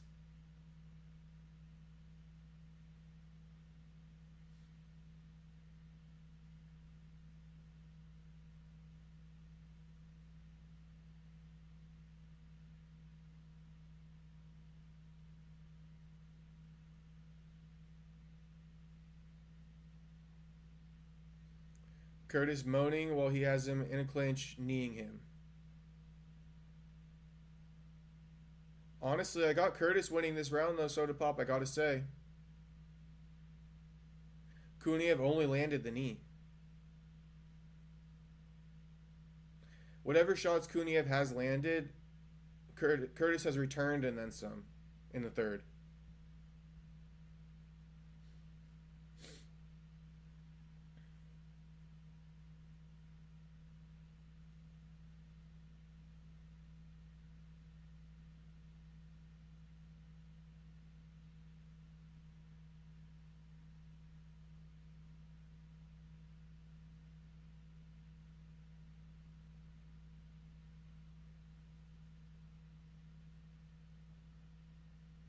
Curtis just burning down the clock. 1 minute 30 left, pretty much.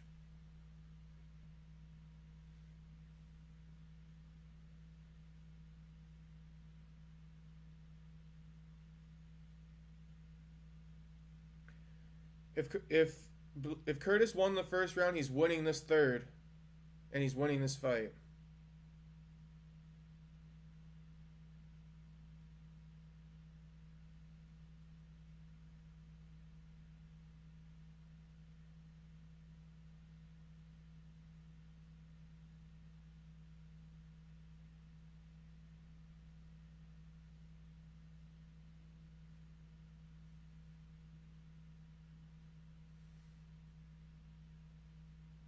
It's not an even round, I don't believe.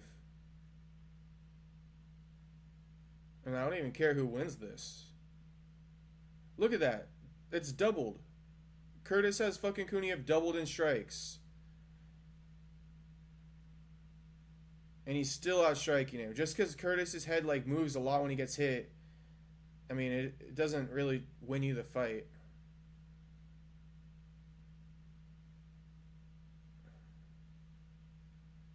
My biggest question, did Curtis win the first round?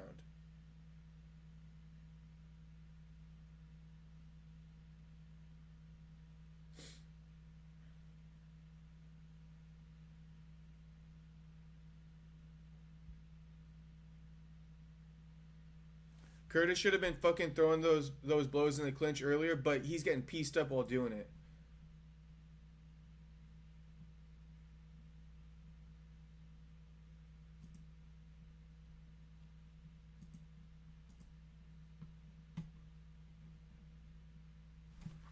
All right, I gotta take a quick break.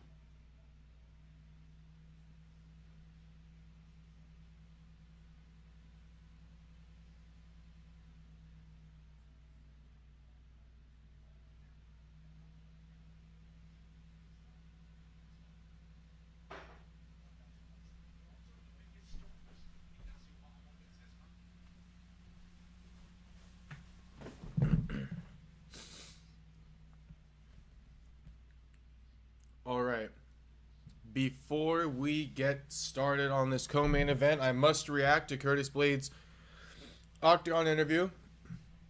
I will rate Curtis Blades' Octagon interview a 10 out of 10. I figured he won the first round. I figured he won the third round.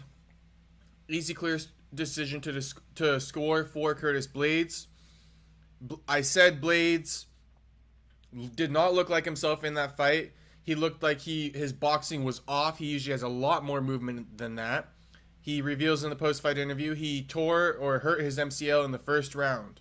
So that explains the lack of activity in the fight. He's still got the job done like a warrior. When he was asked who he wants to fight, he called out Cyril Gane. Give him Cyril Gane. I want to give Curtis Blades bonus points for fighting an unranked fighter in his UFC debut, because all these other heavyweights aren't fighting because they're all waiting to hear if John Jones is going to retire or not to progress with their careers, because they all want that title shot. Curtis Blades is in the mix for a title shot too, if he gets another win. So shout out to Blades for being active when nobody else is. Shout out to Blades for calling out an opponent when no one else is fighting even. Shout out to Curtis Blades for sticking it through all 3 rounds with a torn MCL. Shout out to Curtis Blades. 10 out of 10 Octagon interview. Apologized for the performance. I'm with it. We can get behind that. Now, you can't have these excuses in the next one. We're with you. This works this time. But you can't say you tore your MCL again, because that's same with Shavkat. Shavkat be saying, oh, I fought Ian Gary injured after being out for a whole fucking year. Shut the fuck up. All right. We're on the co-main event now. Shout out to Curtis Blades, though. Octagon interview. And I know Soda Pop might not have been a fan of Curtis Blades in that fight, but hey, we got to pay him the respect. Especially with the point of how nobody else is fighting. Curtis Blades just fucking put his ranking on the line against an unranked debutant.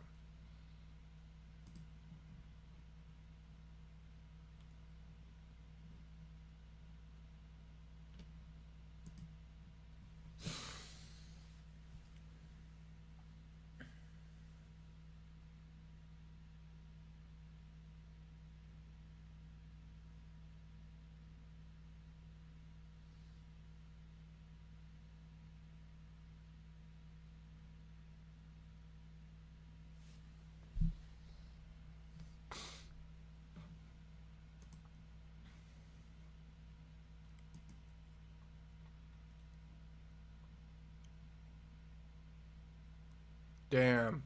Yeah, Baja Mondays is good.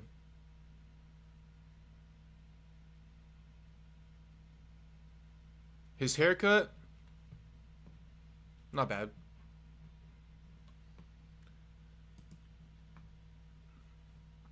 Bro, another fucking commercial? Alright. I'll be right back.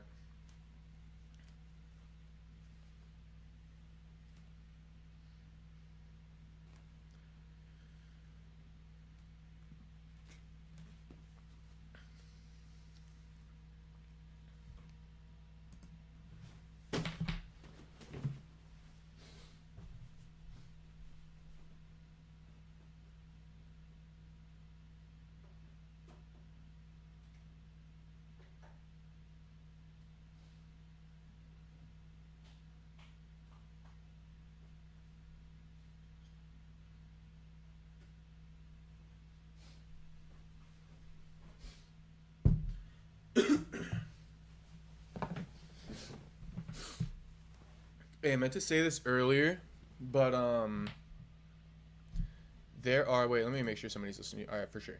I had these fucking protests like right next to my house all morning long about what, Donald Trump or something like that.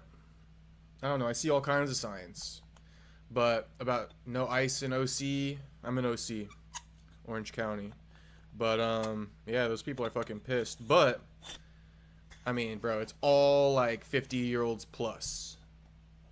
So I don't know what that means, but I'm just saying the demographic was kind of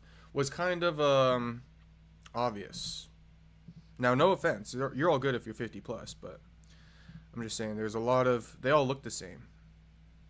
Like, there were no young people. But it's all good. Whatever's going on. You know, I'm not for people being wrongfully imprisoned. You know? So, we don't want that. But the fucking people who were taking over those apartment buildings, we don't want that either. You feel me? We just don't want that shit. So, I don't know. What else is going on in MMA news? We got... Okay, so this fight's coming up. 50-50 so far. And that's how it's been. I've been looking at all the odds. They've all been 50-50.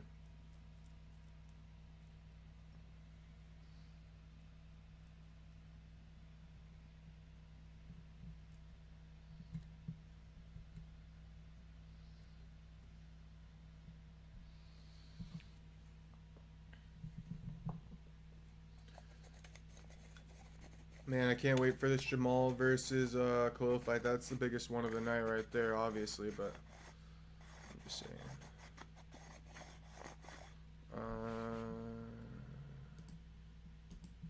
Should we pull up some MMA news?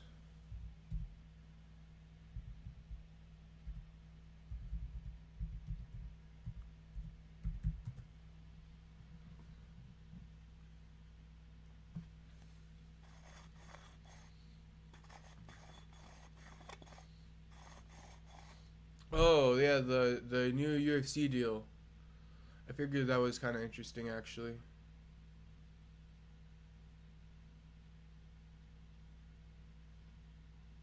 And it looks like Bahamondes is predicting a finish here, so let's see. Well, let's go with this TV rights deal.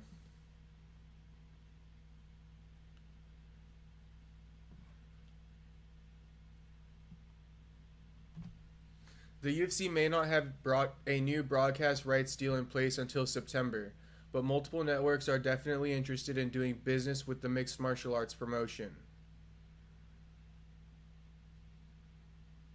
UFC CEO Dana White told Sports Business Journal that talks are still ongoing for the rights deal and that negotiations could conclude soon or stretch out as far as September before anything is finalized.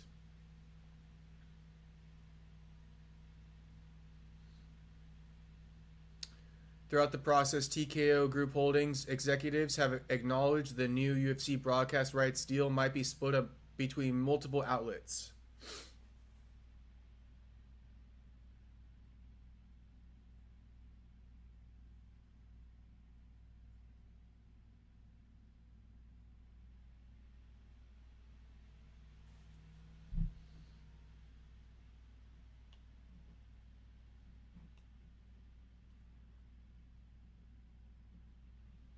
The nature of the split is unknown, although speculation has been that the UFC might carve out the promotion's pay-per-view broadcasts as one potential package, and then another for UFC Fight Night events, and another programming such as Dana White's Contender Series and Tough. So 3 different networks will host different things instead all on one. Nothing has been decided yet, but numerous outlets are reportedly interested in working with the promotion. Separate report states ESPN remains the closest to striking a deal to keep at least part of the UFC's broadcast rights deal after inking a 7-year agreement with the promotion back in 2018. So ESPN is closest to re-signing.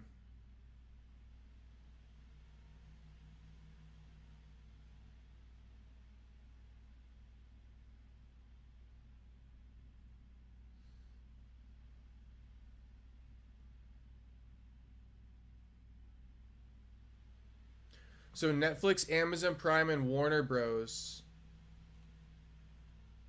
And Discovery are all looking to get some deals going with the UFC, and there could be multiple different. So you could see Fight Nights on Amazon Prime, you could see pay-per-views on Netflix, and Contender Series on Warner Bros. Dana, if you do that, bro, mark my words, fuck you. Fuck you if you do that. If I have to get 3 new subscription services, bro, you're dead to me. You're dead to me. And we're putting Chael up there immediately. We're starting a petition to get Chael up in the fucking office because you ain't doing it right. If that's the case. I'm not doing 3 fucking subscriptions. Don't do that, bro. Netflix is the leader. All right. We're here for the walkouts.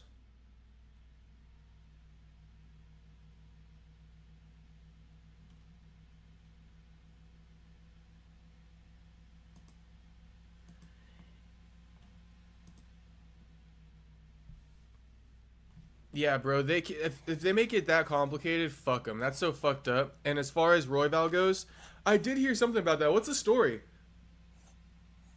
You got the scoop on that?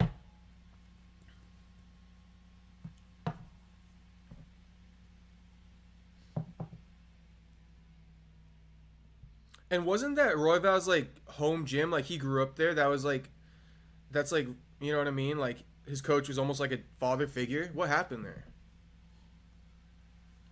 All right, fight's about to get started.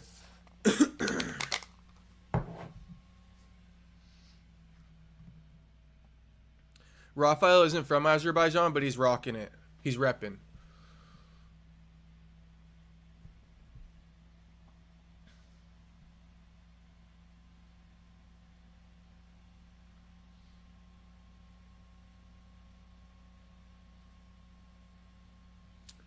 Seen a lot of fights like this in the past. To be honest, I don't even like Bahamondes off the bat. His movement. Fiziev is a lot more just like looks steady.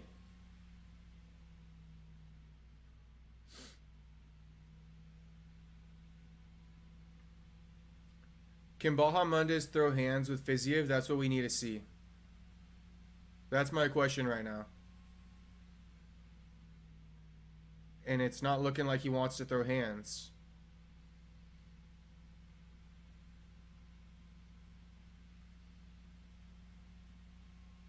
Bahamondes got a good jab though. If he can get that to start landing. But he's switching stances.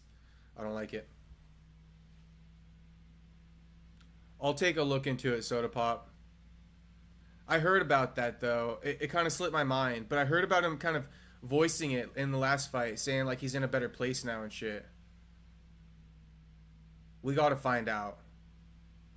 I'll find out. I'll find out.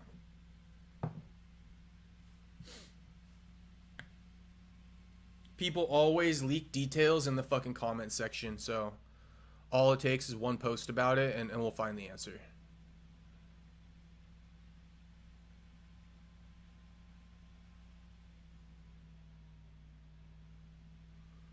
Yeah, so they're just range finding right now. Bahamondes keeps switching stances. That's gonna get his ass knocked the fuck out. I'm telling you, dude.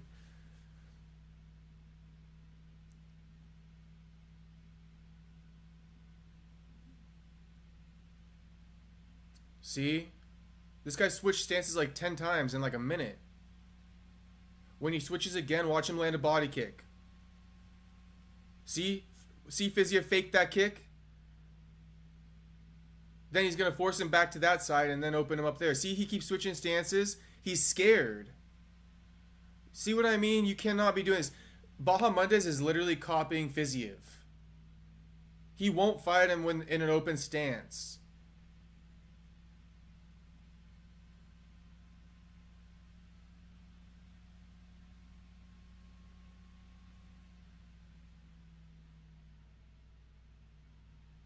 Bahamondes isn't leading here, I'll tell you that much. And you know, I really believe Bahamondes could land, but he's like pulling his shots because he's nervous.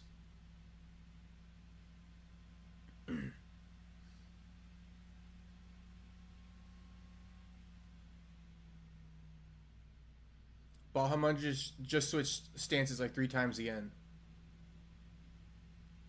See, he keeps copying Fiziev, and then Fiziev will take advantage of that. I mean...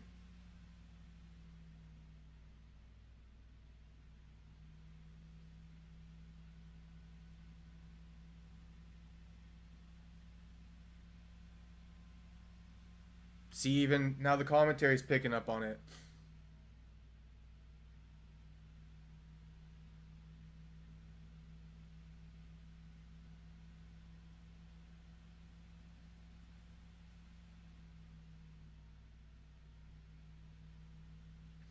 What it is Bahamondes doesn't want to eat the body kicks anymore. And if they're both same C right there, how the body kick can land. But then Fiziev just switched as well. Now they're...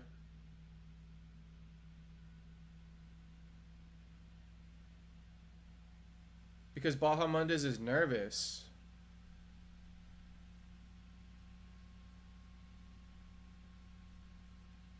That's a big shot by Fiziev.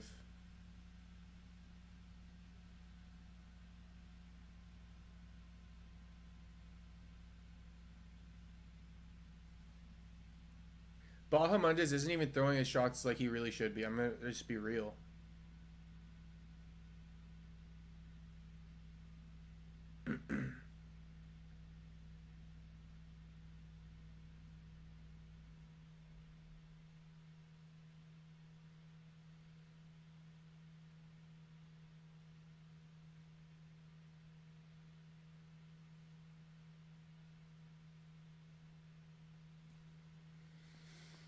Well, that was all Fiziev.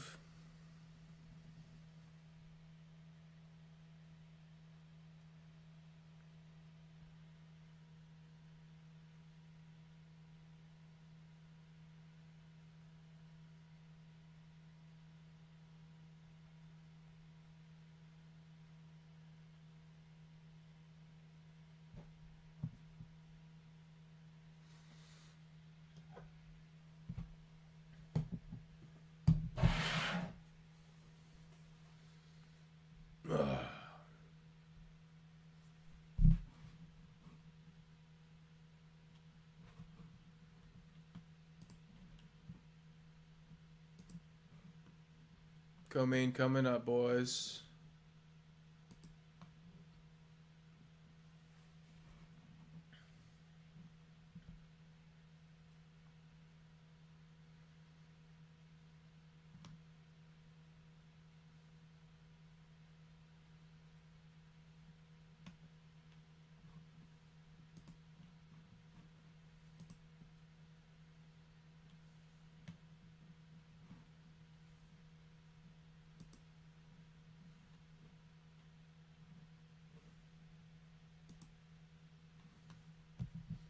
All right. Round 2.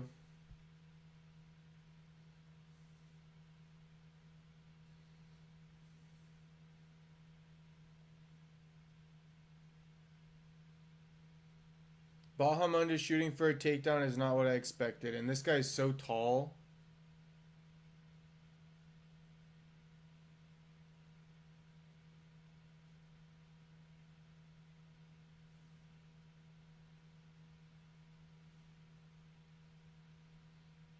I mean, those elbows are nasty.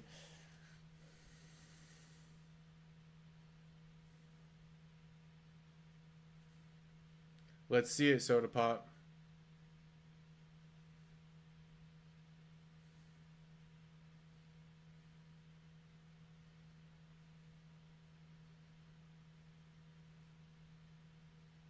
Bahamondes is so thin.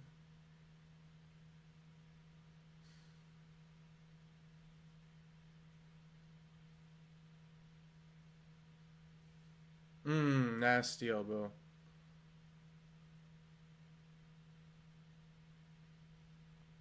So they're just still switching stances in the center.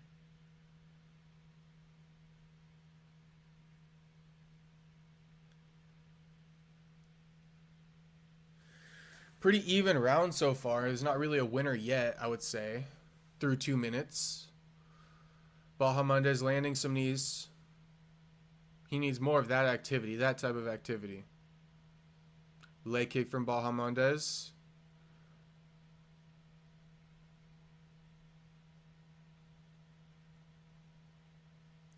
Spinning back kick. Fiziev does a little step back.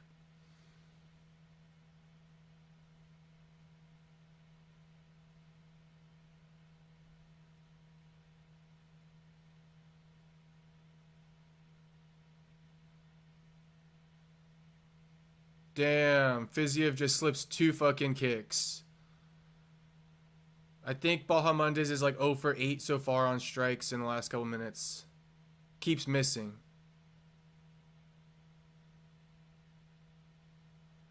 But he's landed a couple in between. Fiziev hasn't landed anything while he's been slipping. Fiziev with the stance switches too is just lame.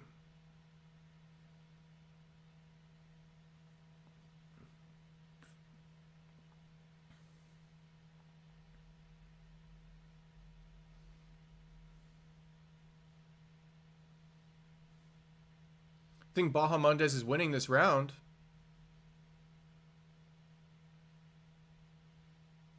There's that body kick. See, immediately switches stances.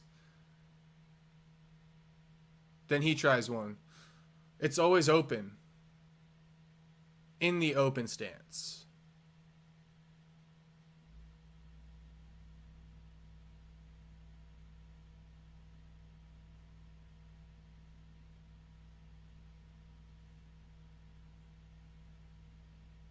What an easy takedown. Damn. He should have done that earlier. If that's how that was going to be.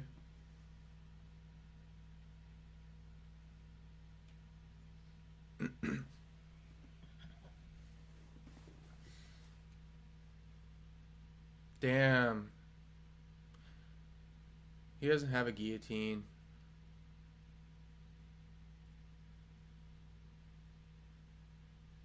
Bisping, shut up, bro. Don't confuse the audience. He had nothing.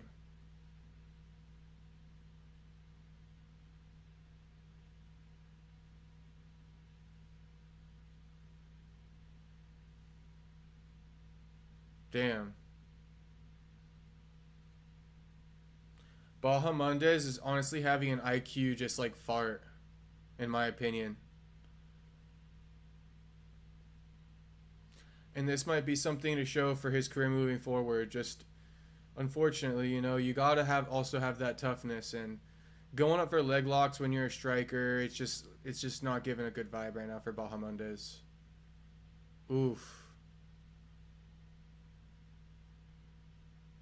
Yeah. Tough round. You got it 1-1. Shit. You fucking giving Bahamondes a better scorecard than you gave Buck Soda Pop? Or you think Bahamondes won the first? Because, I mean, we got 2 takedowns there in the second. Bahamondes versus Fiziev, in my opinion, is giving me flashbacks of Peter Yan versus Corey Sandhagen. Make sense to you?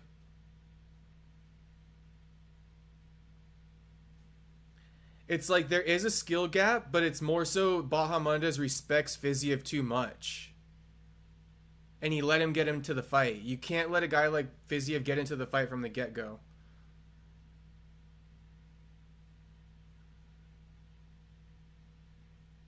Yeah, he didn't do much from top, but look at Bahamondes. My God, he's not looking.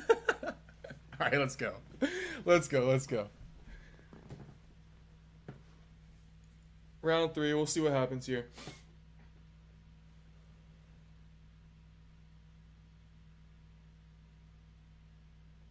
This is how Bahamondes should have came out in the first.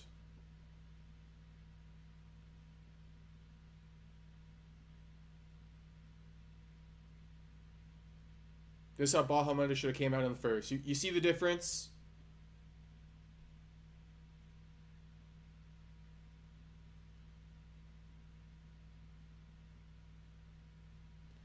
And also, if I was Baja, I would just say, throw more high percentage strikes. You throw all head strikes. You know what I mean? Like, throw to the body. It's really low percentage.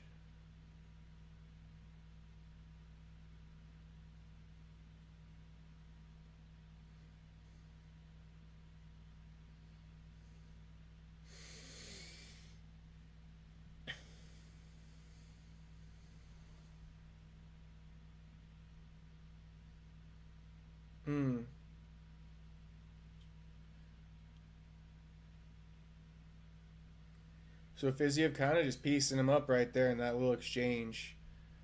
Bahamondes had to reset that. He couldn't keep that going. Standing in the center. Bahamondes lands a nice 2.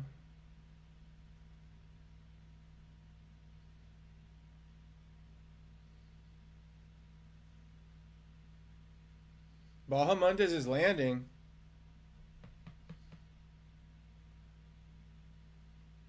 Fiziev isn't slipping like he used to.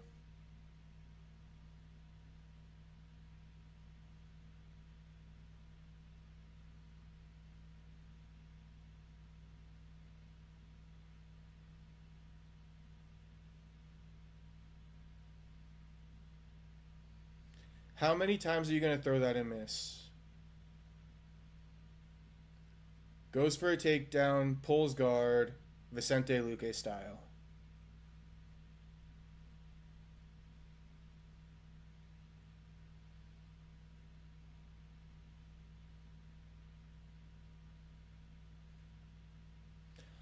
I'll say something that Joe Rogan kind of says is with Bahamondes, right? There's a lot of wasted movement. He's wasting so much movement, and with all that wasted movement, Fiziev, he's actually giving Fiziev opportunities. So, in my opinion, the biggest thing Bahamondes can learn from this moving forward is to less wasted movement. You know what I mean? Sit there, stay defensively sound, and fire. But a lot of the defensive, all the wasted movement, this, you know what I mean, that. You know, like if you're gonna do a fucking feint, then mean it. Here he is clinching and he doesn't even know how to clinch.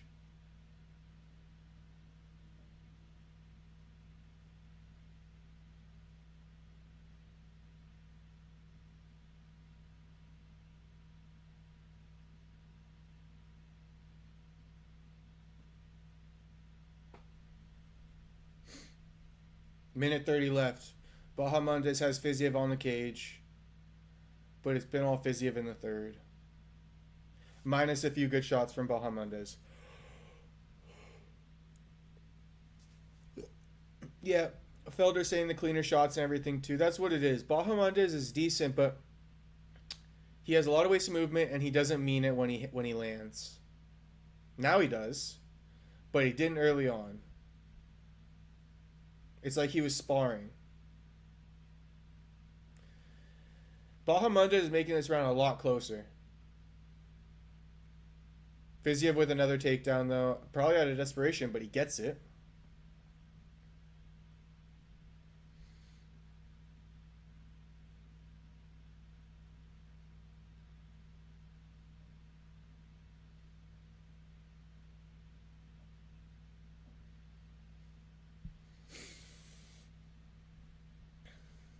Somebody's bleeding. Looks like Fiziev. Just imagine Fiziev is on top, Bahamondes is on bottom, and they're both punching each other. Now Fiziev lets him up. Should have started firing immediately.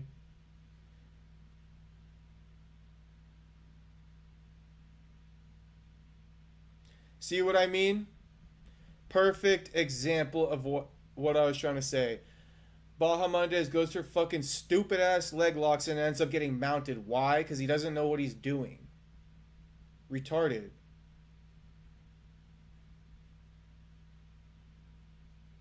It's just a mental lapse. Bahamondes is good, but that's a mental lapse in that fight. And he'll learn from that. But I mean, man,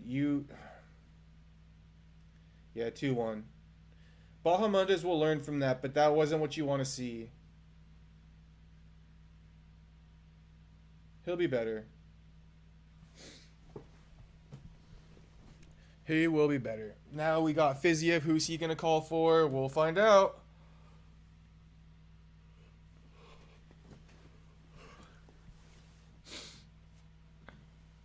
Let's find out who Fiziev wants.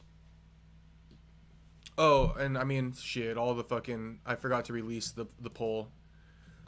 You guys cheated, so it doesn't count. You guys cheated. It's null and void. Doesn't matter. Let's go to the one that matters the most. Hill versus Rountree. And this is what I want. I want to share your honest opinion about Jamahal Hill in the chat. Honest opinion. Soda Pop, let's just start with you. You're the main one. You're the main attraction. Honest opinion about Jamahal Hill in the chat. That's what I want to know. Honest opinion about Jamahal Hill. Now that we're getting started in the main event after this Octagon interview, make sure to like the stream. Make sure to subscribe.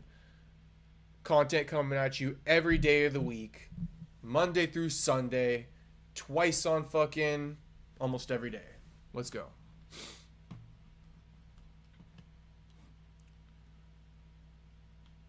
$10 likes is the goal. Right now I have 4. We need 6 more.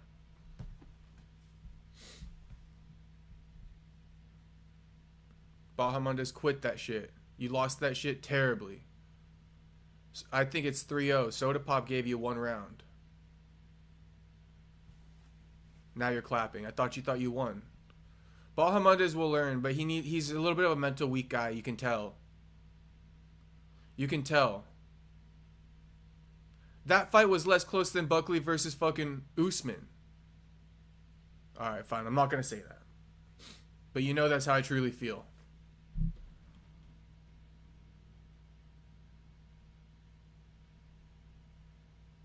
Yep.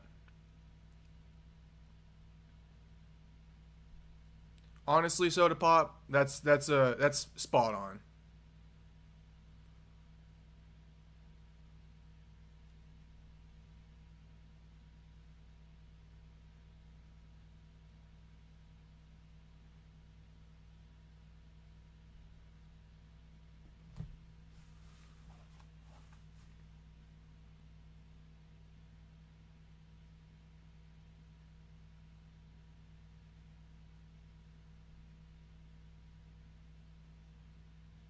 Fiziev saying Azerbaijan is winners.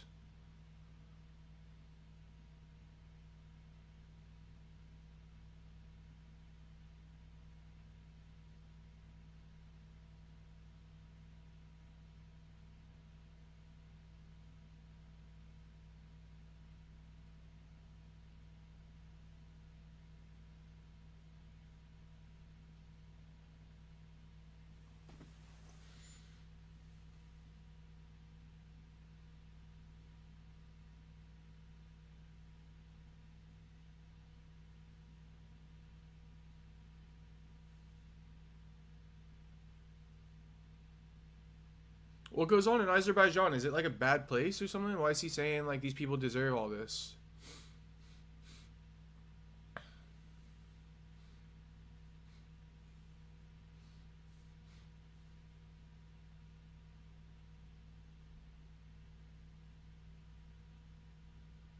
This is your moment.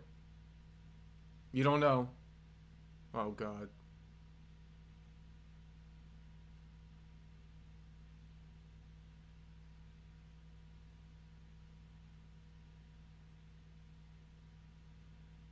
What did he say?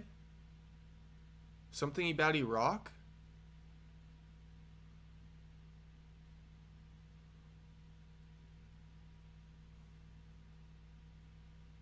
And that's why you stay inactive, buddy, unfortunately. Now to respond to Ruthless Soda Pop. Jamahal, bad attitude. Sometimes a little bit, he can be a little bit moody. But I think he's a decent sport. Like, if you saw that video with Papi Gio, when Papi Gio was trolling him, like, in person, he was, like, laughing. He kind of, like, dapped him up. He's like, you can't do shit, you know? It's just me and him in the fight. But on the internet, I think he just gives himself a bad look because I think at first he was taking it really personal. And then he learned to just use it to his advantage. So I find him a little bit less having a bad attitude as time has gone on with that. But I get where you're coming from for sure. Like, a lot of people kind of have that feeling. But I think it's because he got mad at social media in the beginning, if you feel me. Now he kind of recognized and he's like, damn, it's kind of, this is just how it is. And he just uses it to his advantage. But the delusional part is really good because that is what you need. You can't not be delusional and be a champion. You know, you do need a little bit of like that crazy confidence because it propels you to wins too, because you don't want to think that you're gonna lose and this guy's gonna beat your ass. Like, you know what I'm saying? Delusion sometimes is way better than even like being a realist. And then now here's my biggest thing, right? Jamahal is insanely good in the cage. He's insanely good in the cage, and I think a lot of people don't give him that respect. So I'm glad to see Soda Pop is giving him that respect. And then the part about him getting hurt, game plan goes out the window. Let's see this fight. Let's see how this fight goes. Let's see if he can correct that. Because, you know, with Jamahal, it's kind of weird. Like, I'm thinking about the Yuri loss, and it's like, not the Yuri loss, sorry, but the Pereira loss. And then I think about the Yuri loss, and that one did kind of, maybe he got a little bit out of his character there. But Pereira was so quick, it was hard for me to even tell. So that's what I'm saying here. Let's see if he can kind of like get hurt, fight back. But, you know, him and Glover was a back and forth fight, right? And I think it came down to the 5th round. So overall, though, I think Jamahal is a really good fighter in the cage that people overlook because he has a bad attitude sometimes. You know, they can't decipher the two. That's the same thing with Colby. People don't like Colby, but then it's like, you know what I mean? He is a good fighter, or he was at a certain point in time. He was the second best to Usman.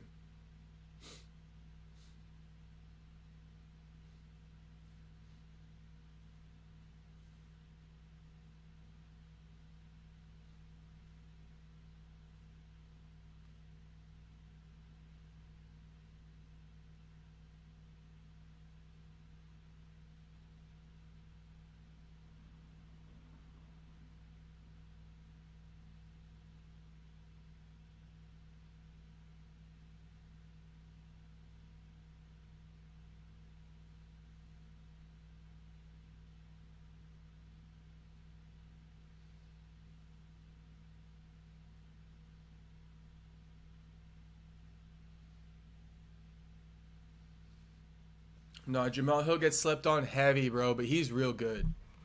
No matter how fucking, even if he was a big old dumbass, let's just say, which I'm not calling him, but even if you thought that, like Jamahal gets slept on heavy with his skills, and hey, you're gonna wake up.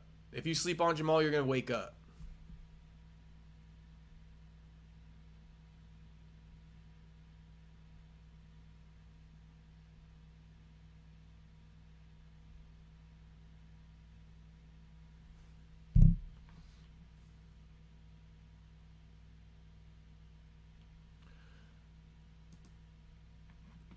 This is all about, number one, will Khalil bleed?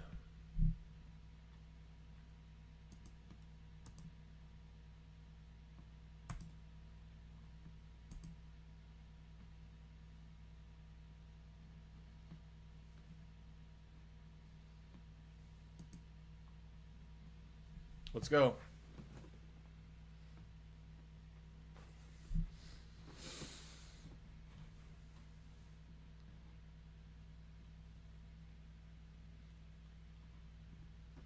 We got Khalil walking out.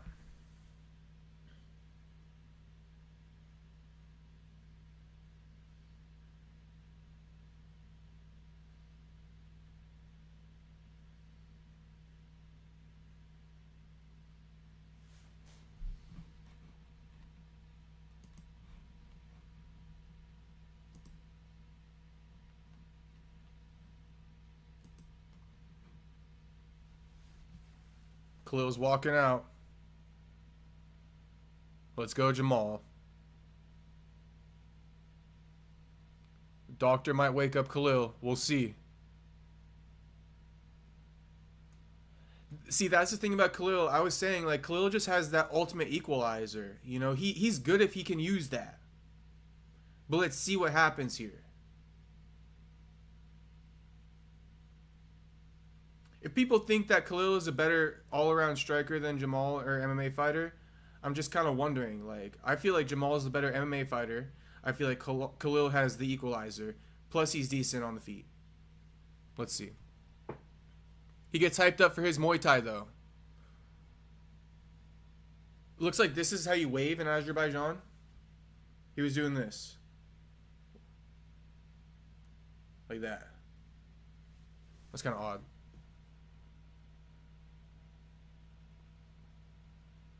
Now Khalil has been saying like, or his whole demeanor for the longest time has been like he's very protective of his energy, right, and all this stuff. I wonder who talked to him or got into his head, because now he's all boastful and braggadocious kind of, and he's embracing the pressures that come with it.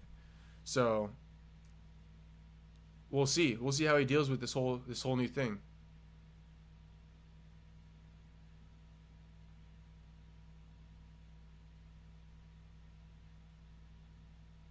Yeah, let's see it. I mean, I don't think that they have. I think Jamal is fucking certified.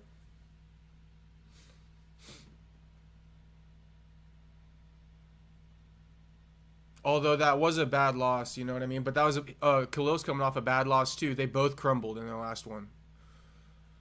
And I would say Khalil took more. So let's see.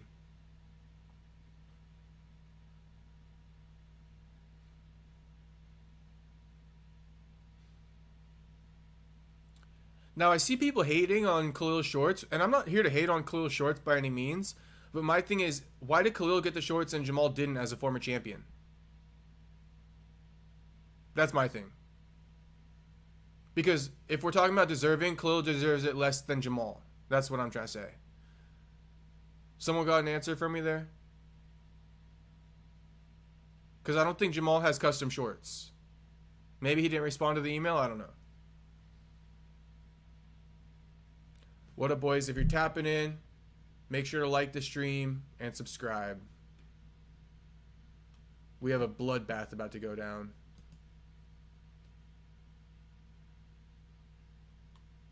That's what I'm saying. What the fuck's going on here? His biggest claim to fame is losing to Pereira, and that's no offense. I'm just saying. Oh god, what's he doing now? Oh, he's doing his Muay Thai stuff.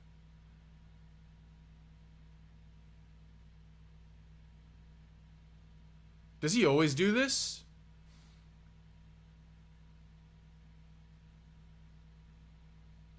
He's about to do a whole Muay Thai ceremony in the octagon. I wonder if he always does that. Did he do that for Pereira?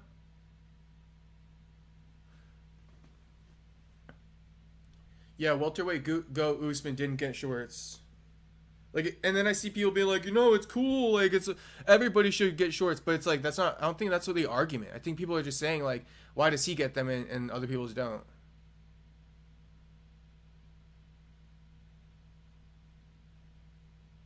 He is extremely proud that he lost to Pereira. That story where he was basically bragging about Pereira digging into him, where he's crying on camera, that was crazy. But you could tell he didn't think it was embarrassing. He thought that was like a flex. Like, oh my god, when Pereira was beating my ass, he's like flexing that. One thing about Jamal, he's gonna always show up to fight, and he's gonna tell you how he feels. And if you don't like that, you don't like that, you know. But for me, I like that, and I'll take the bullshit that comes with it. You know what I mean? Maybe he might say something stupid once or twice, but Jamal keeps it real. He's not like Izzy talking about fucking I'ma drop you like the Twin Towers and shit like that. Izzy's a fucking dumbass. And you know, I've kind of liked Izzy, but him hating on Joaquin, that might have been the straw that broke the camel's back. I see the poll moving 60% Rountree. It was just 67. 60% Rountree. But Jamal's walking out now. The vote's gonna sway. The level of competition Jamal has fought is way better than what's his name, by the way? Khalil. All right, Khalil's going back up 64%. Look at Jamal. He's ready. Jamal's always ready for a fight.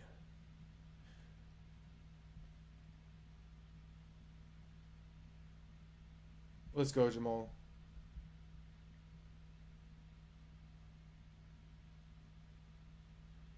How do you not love Jamal? This is the difference, right? Like Jamal's his culture. Jamal's him, right? His culture. Fucking Khalil Rountree, and it's no offense to him, but he's kind of like Thai culture.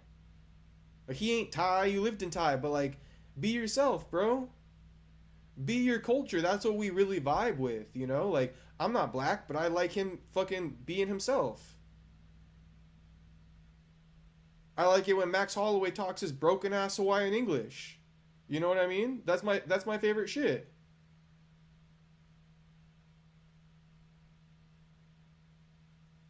Prates being a Brazilian bad boy, smoking his cigarettes. I might talk shit on it, but fuck, I watch his fights. It's entertaining. He's being himself. That's what they do in the favelas.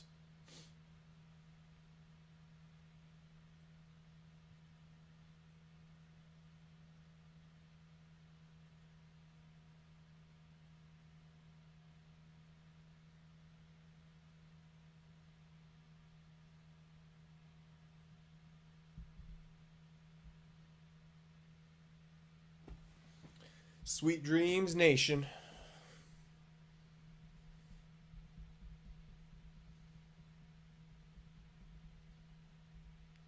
Jamal looked better against Yuri. So in his last fight, you think Jamal looked better than Khalil did? Interesting.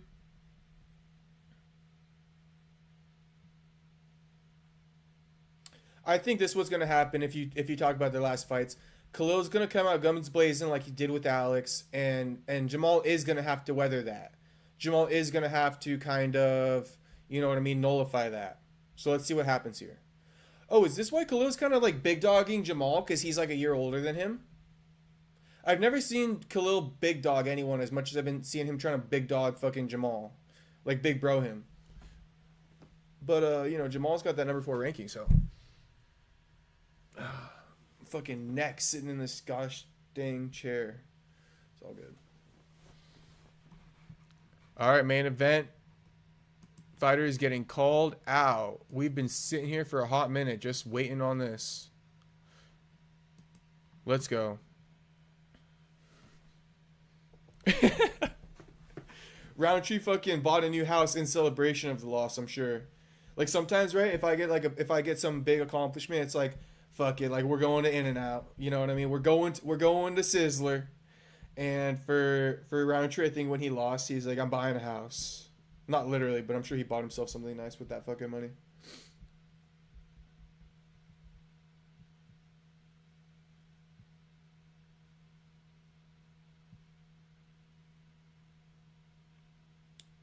I don't know if it's true, but I heard that Khalil has like the picture of his loss to Alex framed in his house somewhere. Is that true? Like he framed the photo of him getting knocked out by Alex? What is the goal of that? To tell war stories when people come over? It's kind of weird, if it's true. Also, I feel like that's not a good way of manifesting things for yourself. This guy thinks he's Pereira.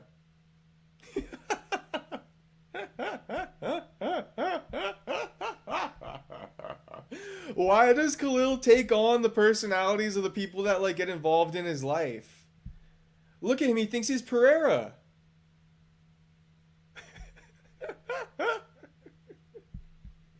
What the hell is going on here?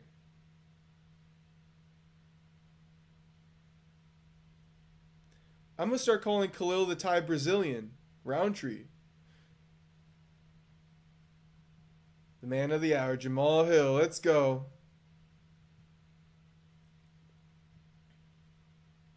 Mr. Ready whenever, wherever. Whoever. Jamahal Hill, baby. Let's go.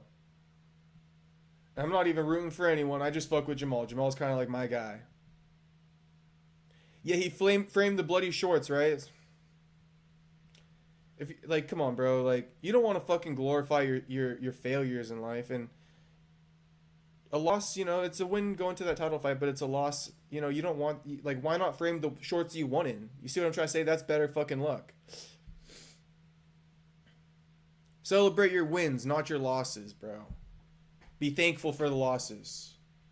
Celebrate the wins. Look at Khalil walking him down like that. Let's go. I'm full screening this shit. Fuck no, we're not touching gloves. Thumbs up for Northside, North Michigan, where Jamahal Hill is from. Let's go, baby. Let's go. Khalil, the Brazilian Thai fighter, Rountree. He's got LA tatted on him. Is he from LA? I need to know about this. I'm from here. I'm from Orange County, but it's basically, I mean, it's not basically LA, but I'm from here.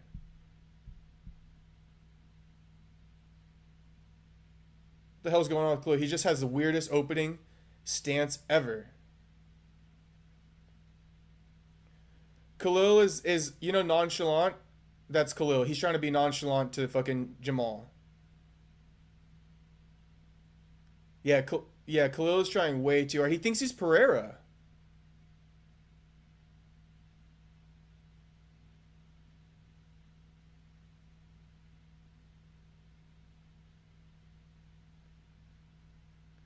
Jamal's got high fight IQ. You sleep on Jamal, the doctor will wake you up. But hey, you get hit by Khalil, the doctor's gonna wake your ass up too. And it might be a couple seconds later than normal. Jamal's laughing at Khalil.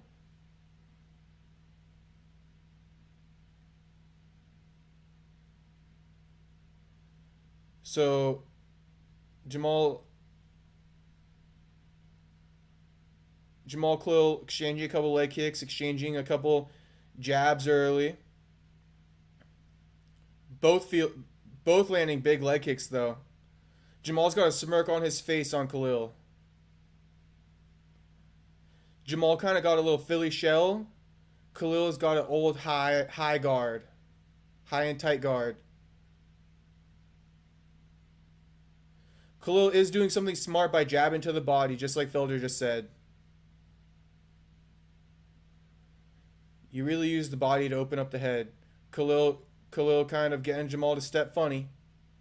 Jamal staying in the same stance, though. It's important to stay in the same stance.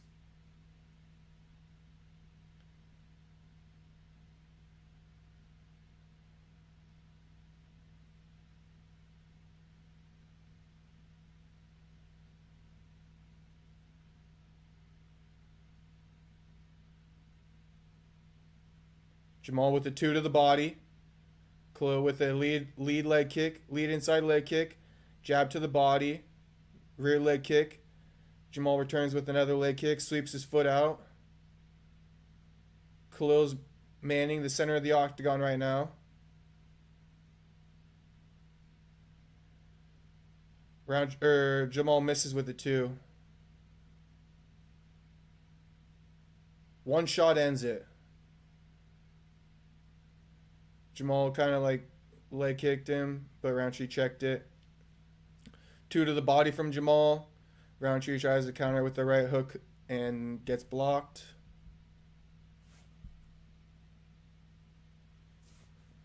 Jamal jabbing, hook, blocked by Khalil. Khalil throwing big shots, and Jamal's trying to time that check right hook in between. Jamal kicks, leg kick, sweeping leg kick. Sorry, Rountree with the sweeping leg kick.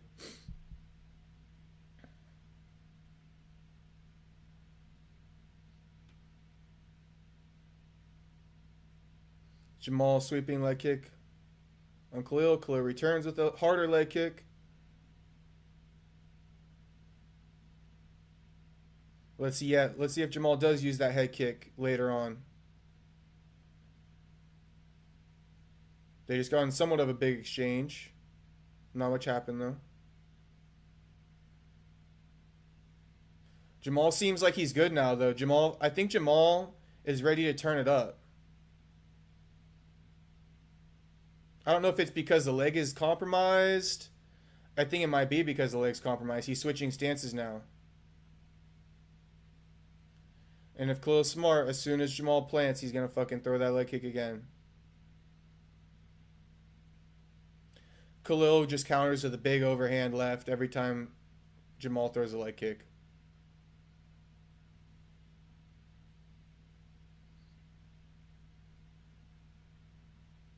Khalil got one strike advantage right now. Basically landed the same amount. Khalil with the hard body kick.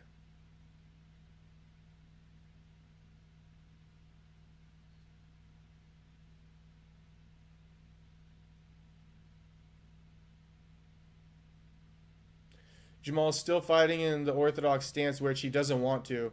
His rear leg is kind of fucked. All right.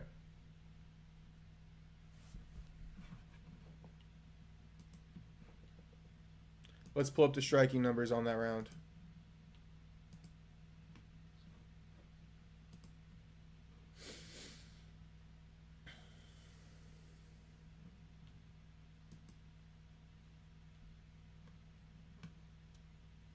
I'm going to go... How do you score that first round? Honestly, I might lean towards Khalil if I'm just being dead honest. It's literally this. It's like a draw.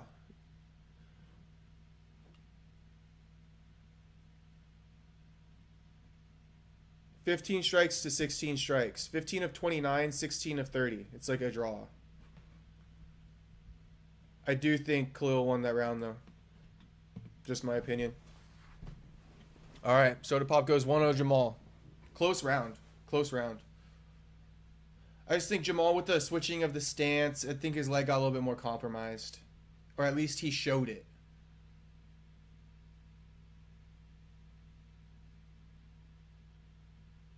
Jamal landed a bunch of hard leg kicks too, but Khalil had a good poker face.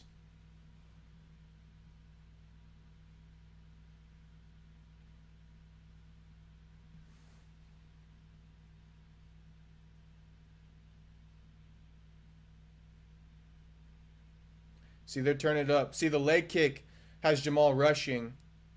The leg kick has Jamal rushing. You see that too now. Khalil's got that power. It's the equalizer, and he's using it. This is what Joaquin should have done to Kamaru too last weekend. And if Joaquin's watching this, Khalil is a fighter, you know, that Joaquin could kind of implement his style around a little bit. As far as just the powerfulness, you know. You don't gotta land too many. You just gotta land a few. And once you make your opponent fear your strikes, it changes things. We got Jamal with his lead leg forward right now, though. Let's see if he changes that, because he keeps putting it back as soon as he gets kicked. Jamal with the leg kick. Jamal with a nice 2. See that? See, it's that leg.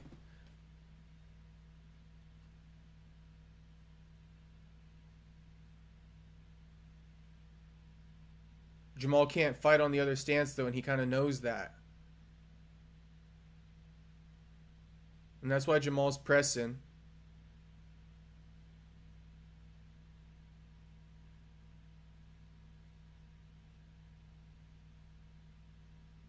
He's only using the right hand almost.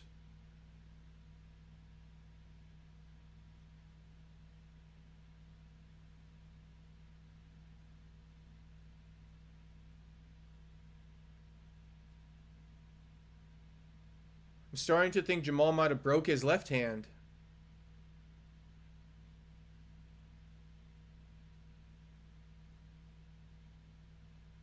See how many times Jamal throws that left hand. I just want to see. Pay attention. When he throws to connect it. If he throws it and misses, it doesn't count. He switches the stance to throw a rear right hand, or he goes lead forward to throw a jab. Surprised commentators haven't picked that up yet, but I bet you they will.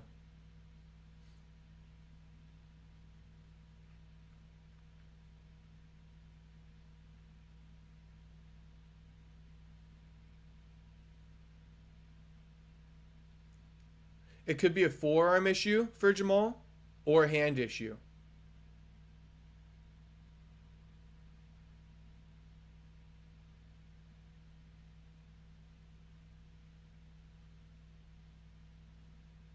Khalil looks like he's almost trying to set up Jamal. But Jamal's looking confident.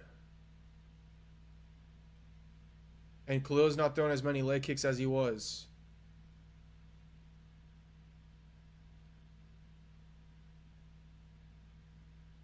Damn, barely connects and it still hurts him.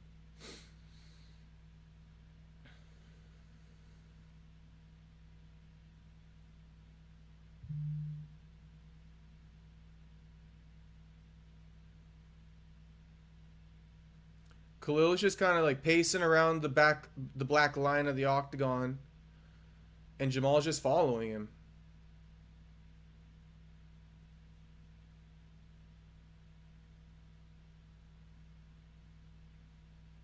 Damn. So Khalil tried to throw a head kick on Jamal and fell, and Jamal just landed a good shot when Khalil fell on the ground. Okay, so Jamal just did try to attempt a real jab, it seemed like.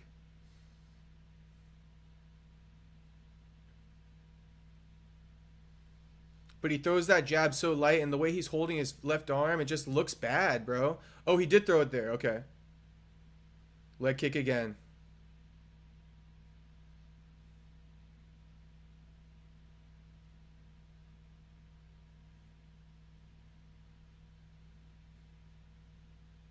Khalil just skirting the black line.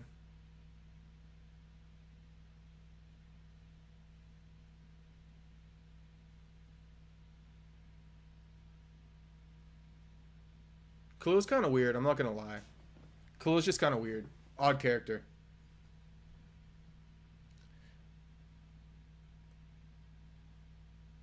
Let's see. Let's see. It's 2-0 in my opinion.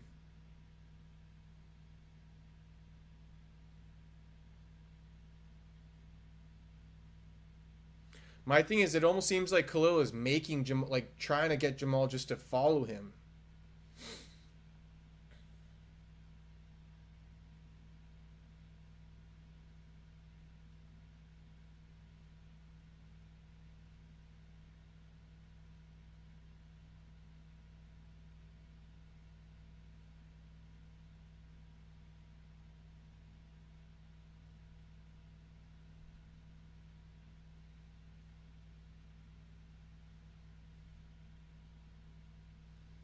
Khalil is an odd character.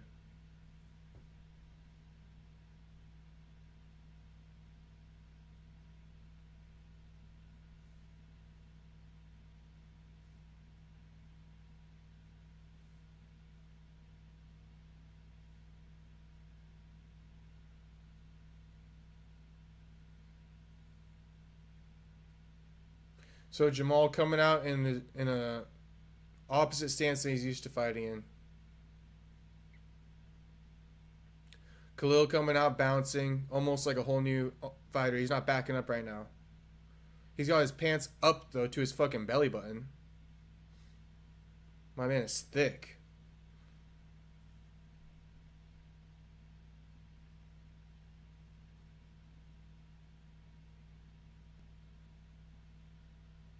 Khalil's almost trying to knock out Jamal now.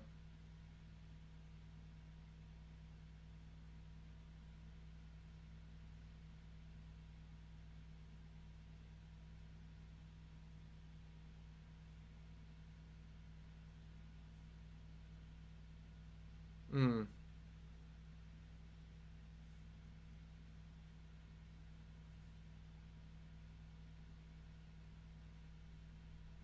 Khalil's doing a lot of movement in front of Jamal, trying to get Jamal to like panic throw, and he's gonna try to knock him out, I think.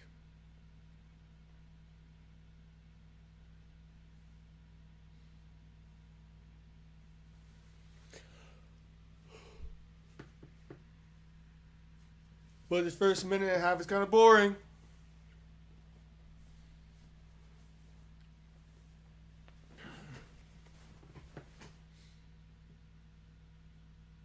Oh, yeah, see? Khalil's trying to time that overhand left. Oh, he's kicking out Jamal's lead leg now on the other side.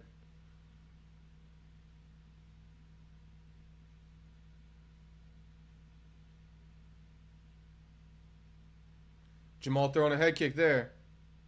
It's hard for him to pivot, though, with that fucked up leg. Oh, Khalil drops Jamal. With that overhand right, he's been trying to time the whole round. Jamal's up, but, you know, still eating leg kicks.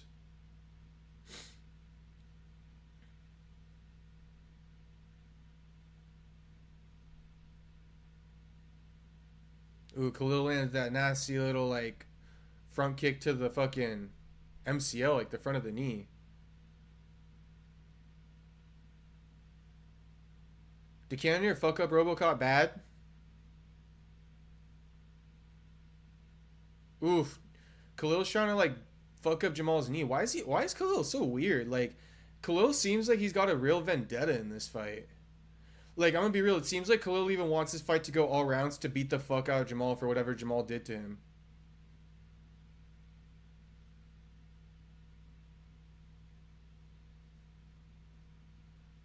Jamal can catch Khalil though, and he almost has a couple times this round.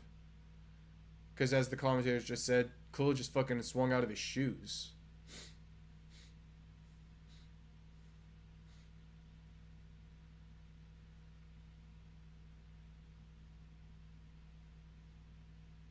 Damn, Khalil hit Jamal hard.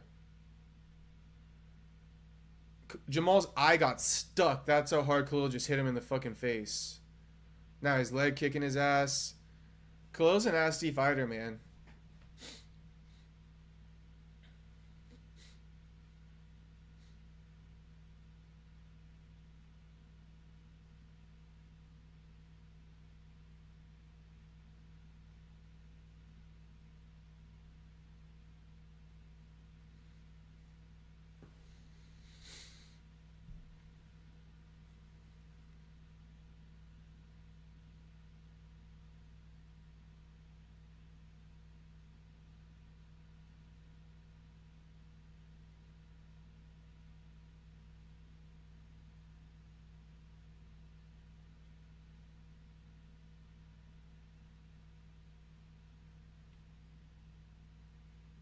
Damn. Crazy check right hook. And Jamal's like getting pissed. He even gave a nod like, fuck, man, you got me.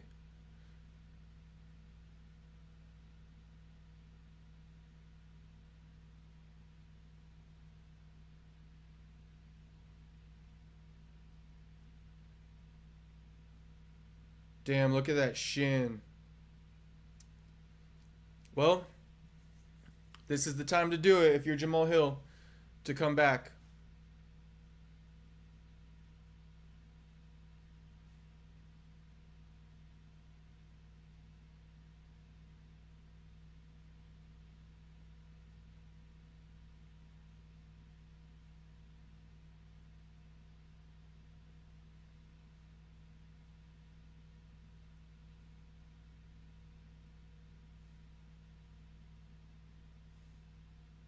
Jamal looks defeated in the corner. I will say he's saying he's not biting on anything I'm throwing. My leg's weak, so it's going to be hard for me to come out there. Dude, that stunned Jamal's eye so bad.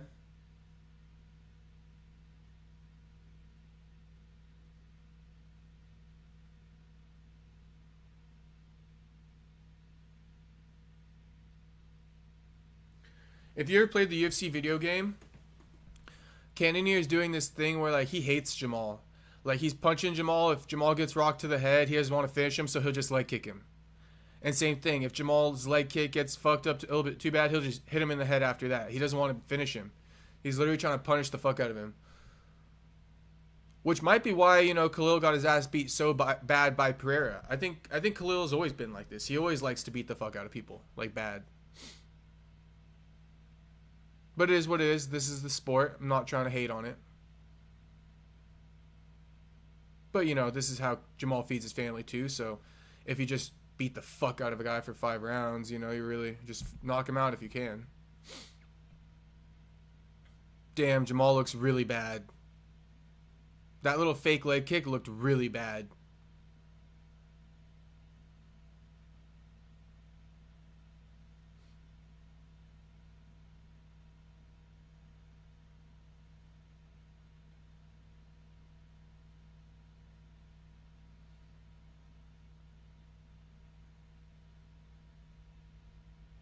Oof. Khalil landed the fucking tomahawk punch and Jamal literally smiled at it. Jamal likes him now.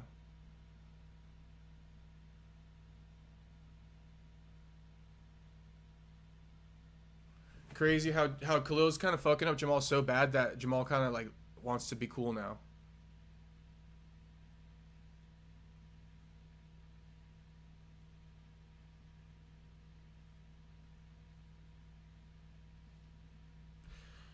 I'm gonna be real. Jamal has barely even thrown a left hand.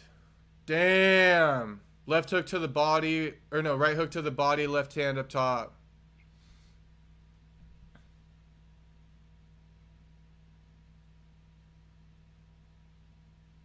If you boys are watching, like the video, hook me up, subscribe. Do me the favor. Round 4, 250 left in the round.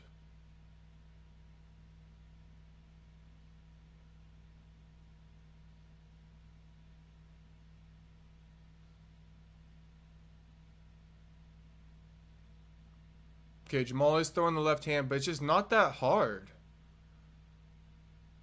But he's throwing it. Oof. Khalil with another overhand left. Ooh, Khalil stomping the knee.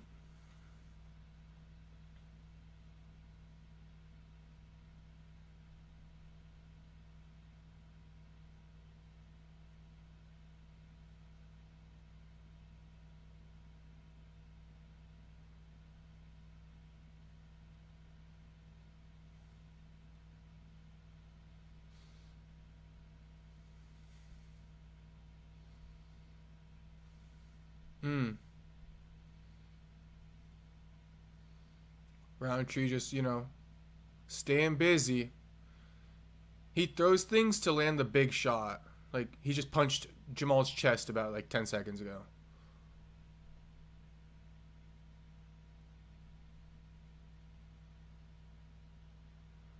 Jamal has completely started fighting in orthodox stance. Well, now he's back into southpaw, his natural stance. Back to orthodox.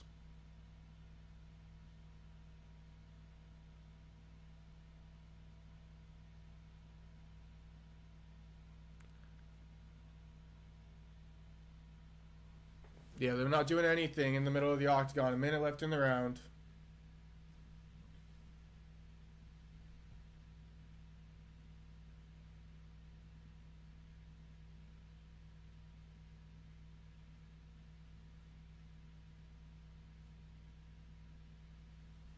Not much. Oh, Khalil lands again. Big shot. Jamal tries to return, and then he gets fired back on by Khalil, and then Khalil starts going into the firefight. Leg kick, big shots. They're turning it up. They're going so fast I could barely call that shit. But Khalil won that. Dude, Khalil and Jamal is fucking. I don't know why it's so hard for me. The fight's on right now.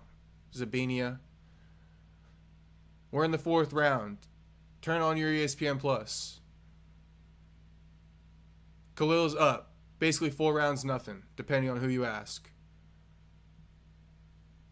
Jamal looking at the clock.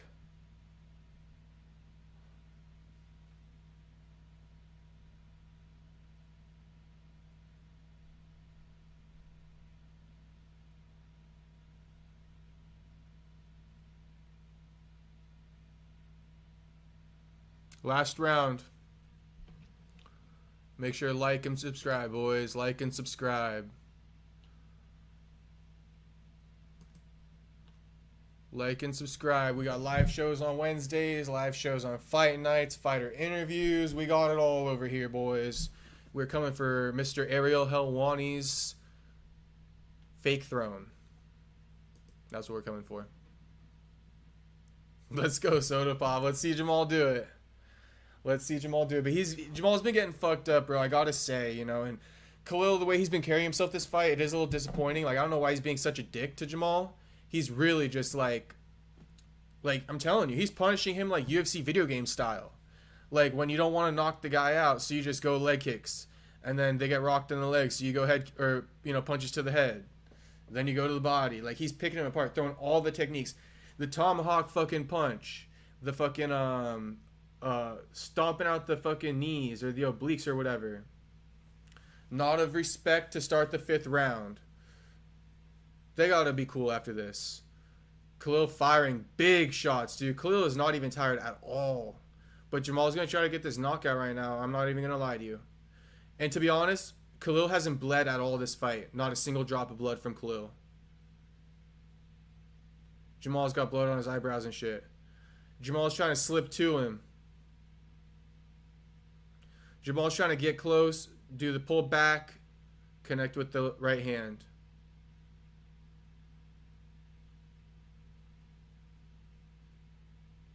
Damn, Khalil with a crazy jab. I guess he poked his eye or something. And he's not even going to honor it. See, Khalil's kind of... I don't know what's up with Khalil. Jamal just complained about an eye poke, and Khalil, like, pump faked out him like he was going to go again. Like, he doesn't care. It's a fight. It's a fight. You're allowed to do that. But Jamal's trying to work that jab in there. That's the hardest I've been seeing him jab yet. Nasty straight two to the fucking... right to the body from Khalil. Jab from Jamal. Jab from Jamal again. Jab from Jamal. He's cooking. He should have been pumping that jab the whole fight. I've been calling for it.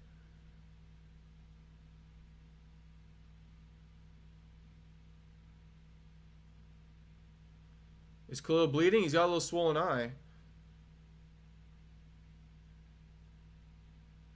Just about the only technique Khalil hasn't landed is a head kick. You got Khalil in a parlay? You got Khalil in a parlay kill? I don't think Khalil's going to mess up the money today, man. Jamal is so compromised. But he's giving it his all. See, Jamal's got a great jab. He should have used it early. But Rountree lands every time that Jamal gets in there. With big shots. Makes him pay. See? See what I mean? Even if he misses. Ooh, that's a nice two. Khalil returns, though. Jab from Jamal. Leg kick from Jamal. Khalil pressing Jamal. Both landing some jabs there. Jamal jabs to the head. Khalil jabs to the body.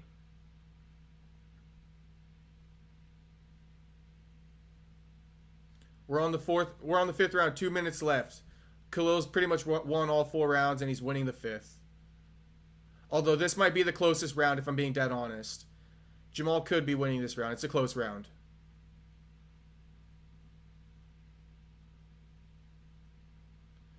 Bro, Khalil is beating Jamal's ass like he owes him money. I'll tell you that much.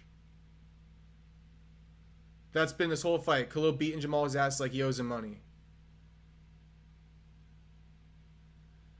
So 13 strikes from Hill here. 16 landed from Jamal. Fucking, you got it. 16 from Rountree. 13 from Jamal this round. Minute and a half left. Jamal's kind of circling the black line right now. Khalil pressing. Leg kick from Khalil. Leg kick from Jamal. Jamal's throwing. So is Khalil. Every time Jamal throws, Khalil throws too. You just remember that. So anytime Jamal lands something, Khalil's landing something arguably bigger. Trying to stomp out the knee, Khalil. 53 seconds left in the 5th. Khalil's right eye's a little bit swollen. I don't know if it's bleeding, though. 5 rounds with the former champion and Jamahal Hill and no blood. That's crazy. Big overhand left again from Khalil lands. 35 seconds left in the fight. Jamal's probably done backing up now. He's probably just going to go all 30 seconds left now.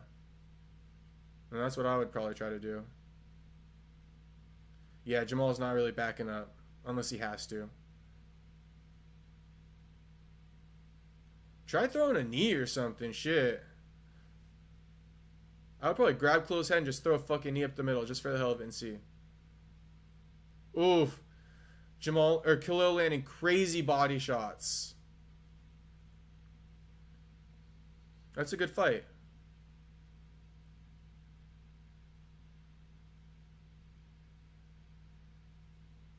They're talking. And they said respect. They're cool. They're talking it out.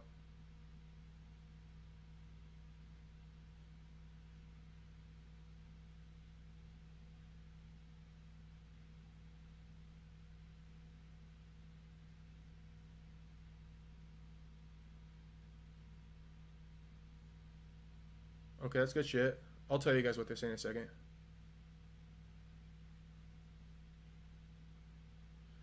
All right, so at the end of the fight, obviously they settled the beef. Khalil didn't really want to embrace at the end. I mean, because Khalil felt like he was being hated on by Jamahal, which Khalil was starting that whole thing. I mean, Jamahal never said shit about him, other than like apparently they didn't shake hands or something at the PI. So long story short, Jamahal probably feeling like, well, shit, this guy really feels like I hate him. Fight's over. I'm not gonna keep doing that. I just got my ass beat too.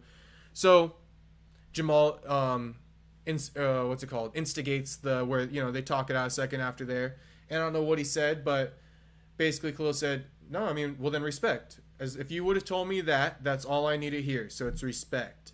And then I think Jamahal said something like, I didn't even say shit though. Like, why do I even have to clear it up? And I think Khalil was just saying like, you're a hard guy to read. I got to protect myself. I mean, it's all respect. I can respect all that. It is what it is. That's what I'm saying. Like, Khalil beat his ass like he owed him money, but it is what it is, bro. This is the fucking game. Like, it is what it is. It is what it is at the end of the day. But I'm glad that they're able to kind of like exchange some respect and let that shit go, because that was some petty shit. That was some petty shit.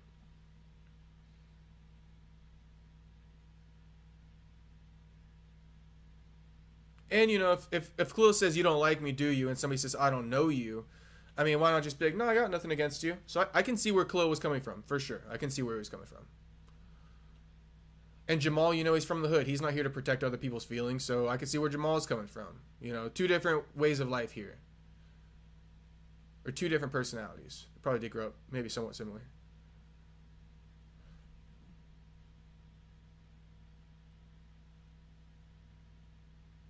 Jamal seeming shocked at one of the scorecards, but, I mean, I scored that 4 rounds to 1.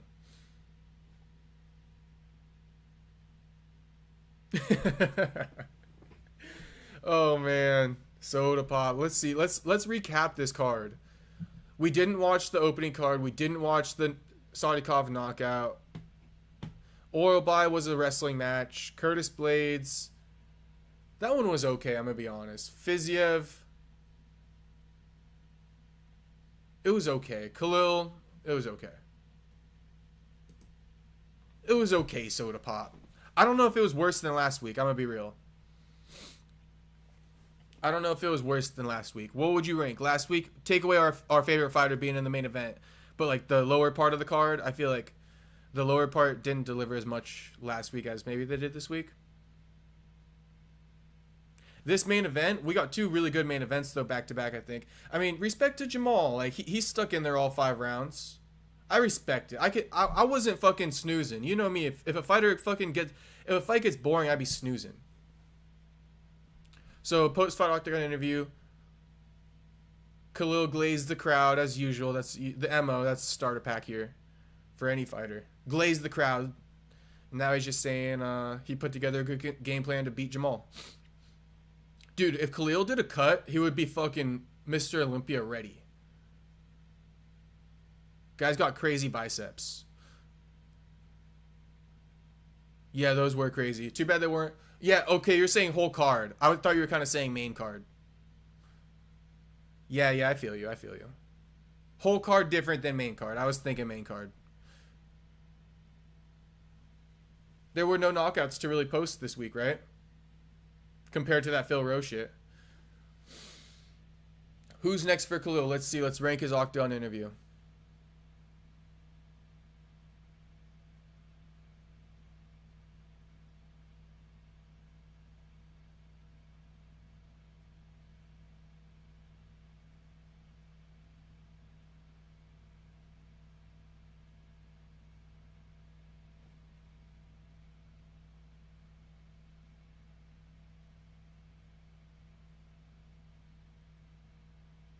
Let's go, Khalil. I like it. Now, if you have a name, it would be a little bit better. I will say that. If you have a name, it would be better.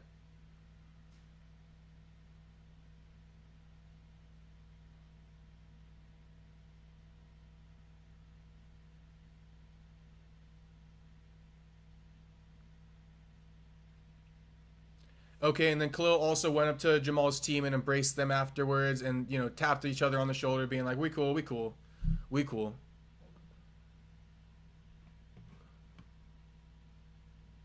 Yeah, that training's been paying off for Khalil, if that's what you're talking about.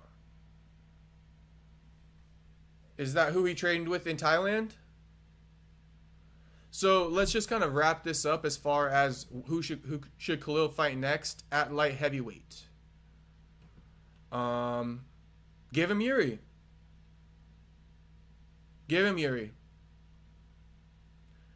Khalil versus Yuri, or Khalil versus Olberg. Khalil versus Yuri or Khalil versus Olberg. He just won one fight, so no title shot yet. Khalil versus Yuri or Khalil versus Olberg.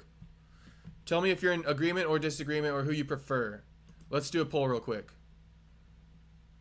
Damn, I keep forgetting to end these polls. Alright. Last one before we get out of here. Who's next for Khalil? We're going to go top to bottom. So Magomed is the champ, so we'll go him. We will go Prohaska. Or we will go Olberg. Did Olberg recently lose, though? I mean, clearly not if he's ranked number 3. Okay. Who we got? Who we got next for fucking Jamal?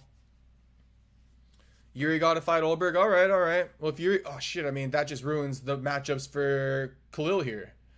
Who should Khalil fight then? I mean, because Blachowicz is ranked number 5. Jamal's ranked number 4. So what? You're going to fight down now? What if Yuri fights a Blachowicz? Soda Pop?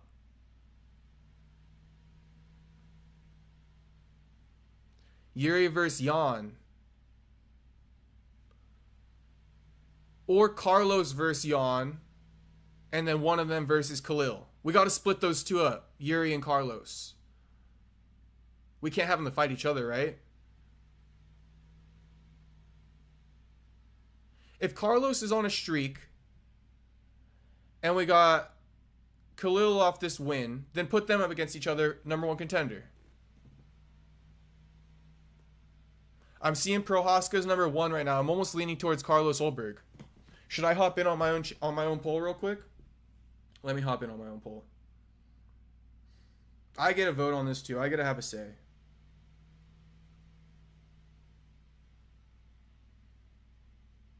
Let me put my fucking 2 cents in there. You're going to watch it live too. Watch it change. Watch it change. I'm going Olberg. 60%. So Yuri is in the lead by 60% right now. Let's get a few more votes in here and find out who the true next opponent is for Khalil. And man, and you know what? If you guys want to, since the fights are over, you can ask anything.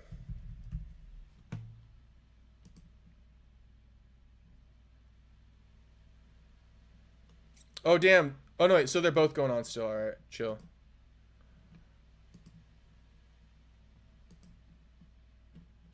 Damn, what happened to the chat? I'm going to end the Q&A. I didn't like that part. Okay, so Prohaska's still in the lead. It's looking like it's Prohaska, but Olberg's taking it. 29% Olberg now.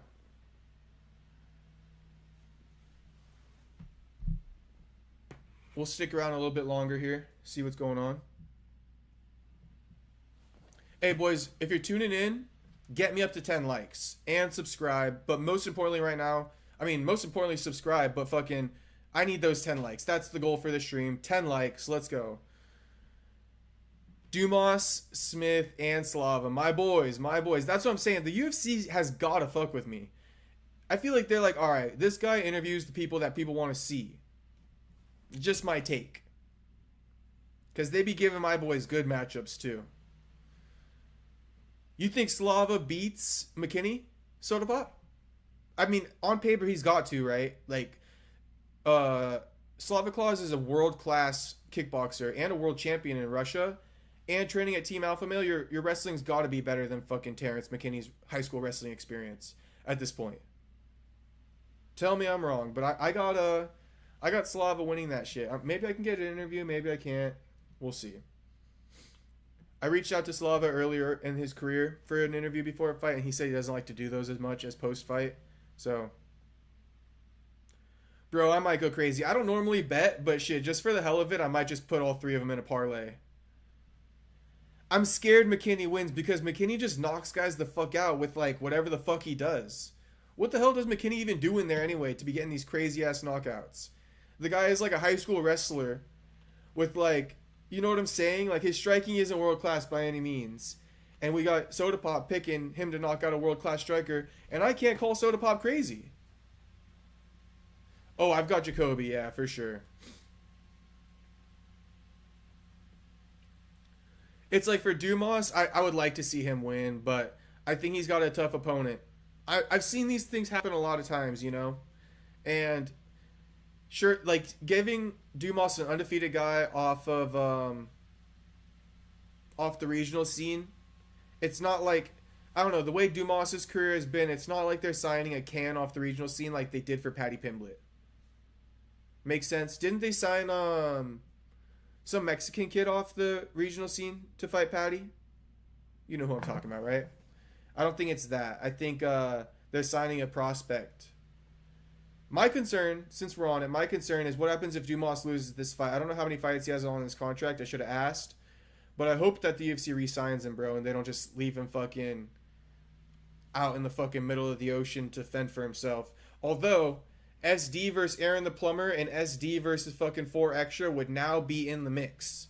And, I mean, you know what I'm saying? Like, SD could get, like, probably 15, 20K for either of those fights.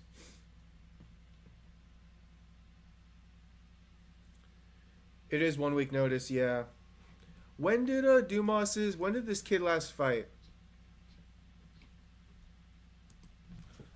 Let's see when this kid last fought.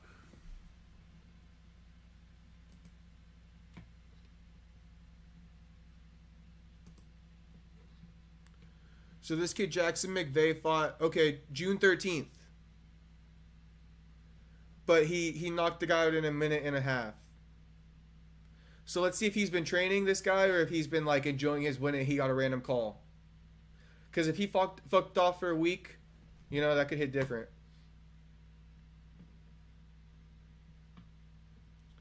Let's see what King Croc said. Rematch with Alex. Yeah, what do we do with Alex? Where does he go from here? Alex versus Olberg? Let's see. DDP moves up to light heavyweight? Shit. I don't know. Does DDP have a hard time making 185? He is pretty big. DDP go up and do what fucking Izzy tried to do and get that 205-pound title? King Croc be just typing in crazy stuff.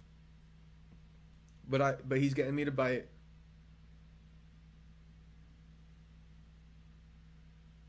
Yeah, or maybe even an early finish if we can get, you know, SD is a pretty good fighter, you know what I mean?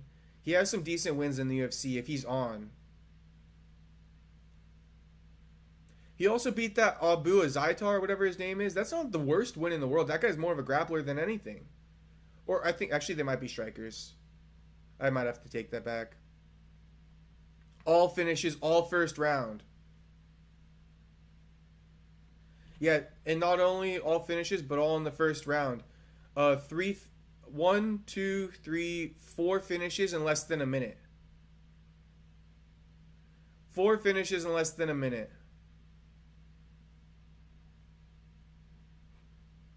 One finish just over a minute, and then one finish 3 minutes 47 seconds into the round.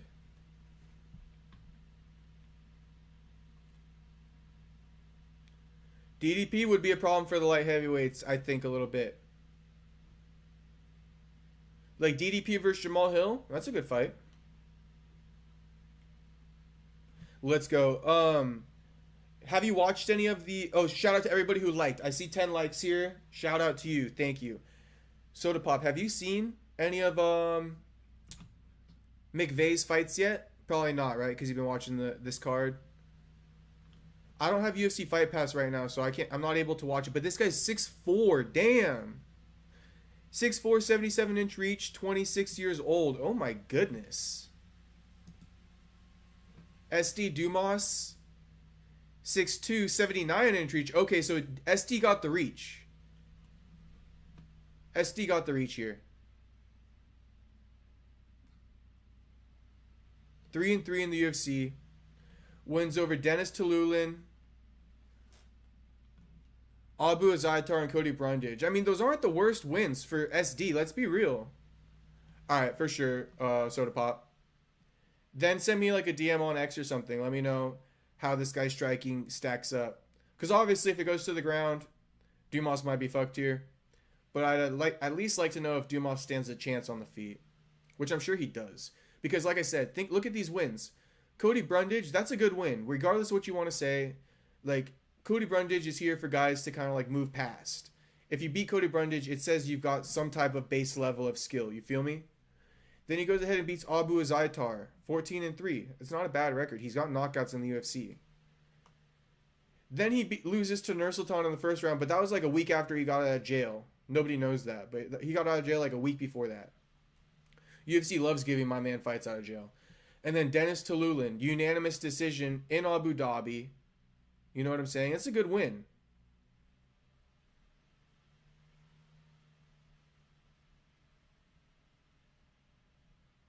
So you take a Jackson McVeigh versus a Cody Brundage and Abu Azaitar, Dennis Tululin. I don't think it's a 30-second knockout. Against a Michael Oleksiejczuk.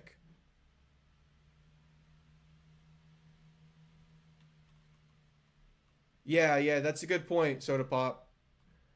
SD is not a bad fighter. I think a lot of people, again, they get distracted by the personality, and then they like, I can differentiate the two. If you're a good fighter and you're a dumbass or something, no pun intended, SD, you know what I mean? And I don't mean that. But if you're a good fighter and you're a dumbass, I can differentiate. I can be like, oh, he's a good fighter, but he's a dumbass. Whatever the case. Or if you're a fucking genius, doesn't mean you're a great fighter. Although, a lot of nerds in the MMA space are good fighters. Just how it is. All right, boys. That might be the stream. But I'm thinking maybe tomorrow I can come on. We'll see. I'll come on again. I'm gonna do at least. So we got the Wednesday streams, right? That's a live stream. The Perry Punch show every Wednesday 4 p.m. We got fight cards on Saturdays doing live streams. I'm thinking about adding in at least one more live stream throughout the week.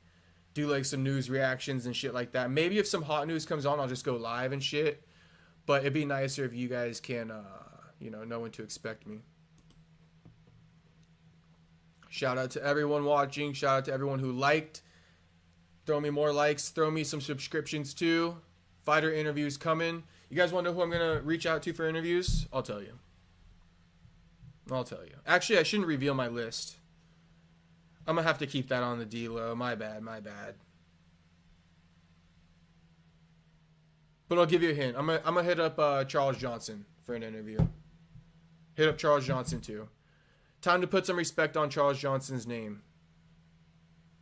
I will 100% stream from the first fight of UFC 317 next week. That's what I'm gonna do. From the first fight. We still got you guys voting on this poll. Okay, give it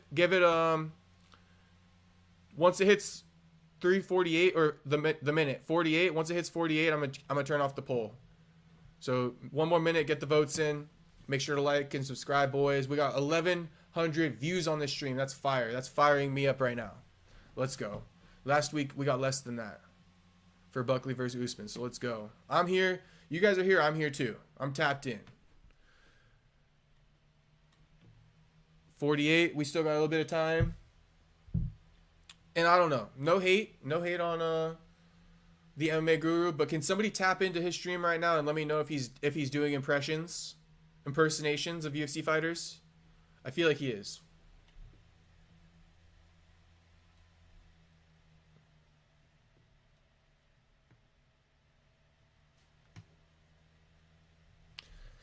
The real question is what's going to be next for Jacoby Smith after. And I don't want to do that. I don't want to jinx the whole fight. But I am curious to see if Jacoby Smith can get past a Nico Price. What is next? Are they going to fast track him? Because this guy wants the title shot already. He thinks he can beat Bilal. Go tap into the Jacoby Smith interview on YouTube. Since his fight is next week. Should I do that? Let me plug this real quick, boys. Let me plug this. I don't be plugging too much. You know, I don't ask for very much. But let me just do this real quick. Okay. SD Dumas interview. Fresh out of jail, right? This man has not done an interview with anyone else since bonding out of prison. Bonding out of jail. Escambia County Jail. This is the SD Dumas interview, alright? This is the only interview he's done since being released from jail on bail. I mean, if you don't watch this before the fight, what are you doing? And that is, you know, shout out to me. Because I'm not interviewing these boring-ass guys. I'm bringing you guys the interviews that you want to see. That's what I'm saying. If you don't watch this, then what are you doing? What are you doing?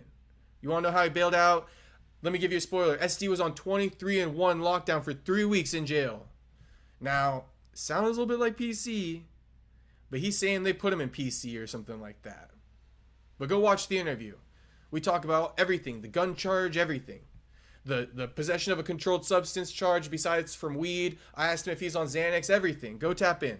Here it is. There's the link to that. Now let's go to Jacoby Smith. Again, tell me who else interviewed Jacoby Smith after his fight last time, after that crazy-ass knockout. I'll tell you, barely anybody. And on top of that, nobody did a fucking hour-long interview like me, so let's pull it up. This is the Jacoby Smith life story, where he called for a top 10 opponent after a first-round knockout in his UFC debut. Jacoby Smith. So tap into this one too. This is for next week, boys. This ain't no bullshit plug. This is for the fights next week. I'm bringing you the content that you need. Jacoby Smith interview, SD Dumas interview next week. They call Jacoby Smith the next Khabib, the American Khabib. Keep that in mind. He's from Oklahoma State University, DC's alum, and if anybody follows college wrestling, Oklahoma State University is on top, above Penn State right now for the first time in a long time. Shout out to Final X and the World Team Trials, you know, that just happened last week. That was basically Penn State versus OK State. So, Jacoby Smith is from Oklahoma. He's a cowboy. Let's see how he does next week. All right, boys, I'm going to pull up the results on the poll. It's at 50%. Somebody submit a vote. Get this off 50%. Somebody submit a vote. Come on. Get the poll off 50% so we can have a definitive answer here. There we go, boys. All right, we're ending that. Let's end the poll. What's the result? Prohaska won by 52%. Magomed by 23%. Olberg by 23%. Who the fuck was 50% then? How did that even make sense? Oh, because the bottom two. All right. So Prohaska is the next one for Khalil. That's who you guys want. Prohaska versus Khalil. All right, the people have spoken. All right, boys. Peace out. Thank you for watching. Tap in with me, you know, this week. I'll be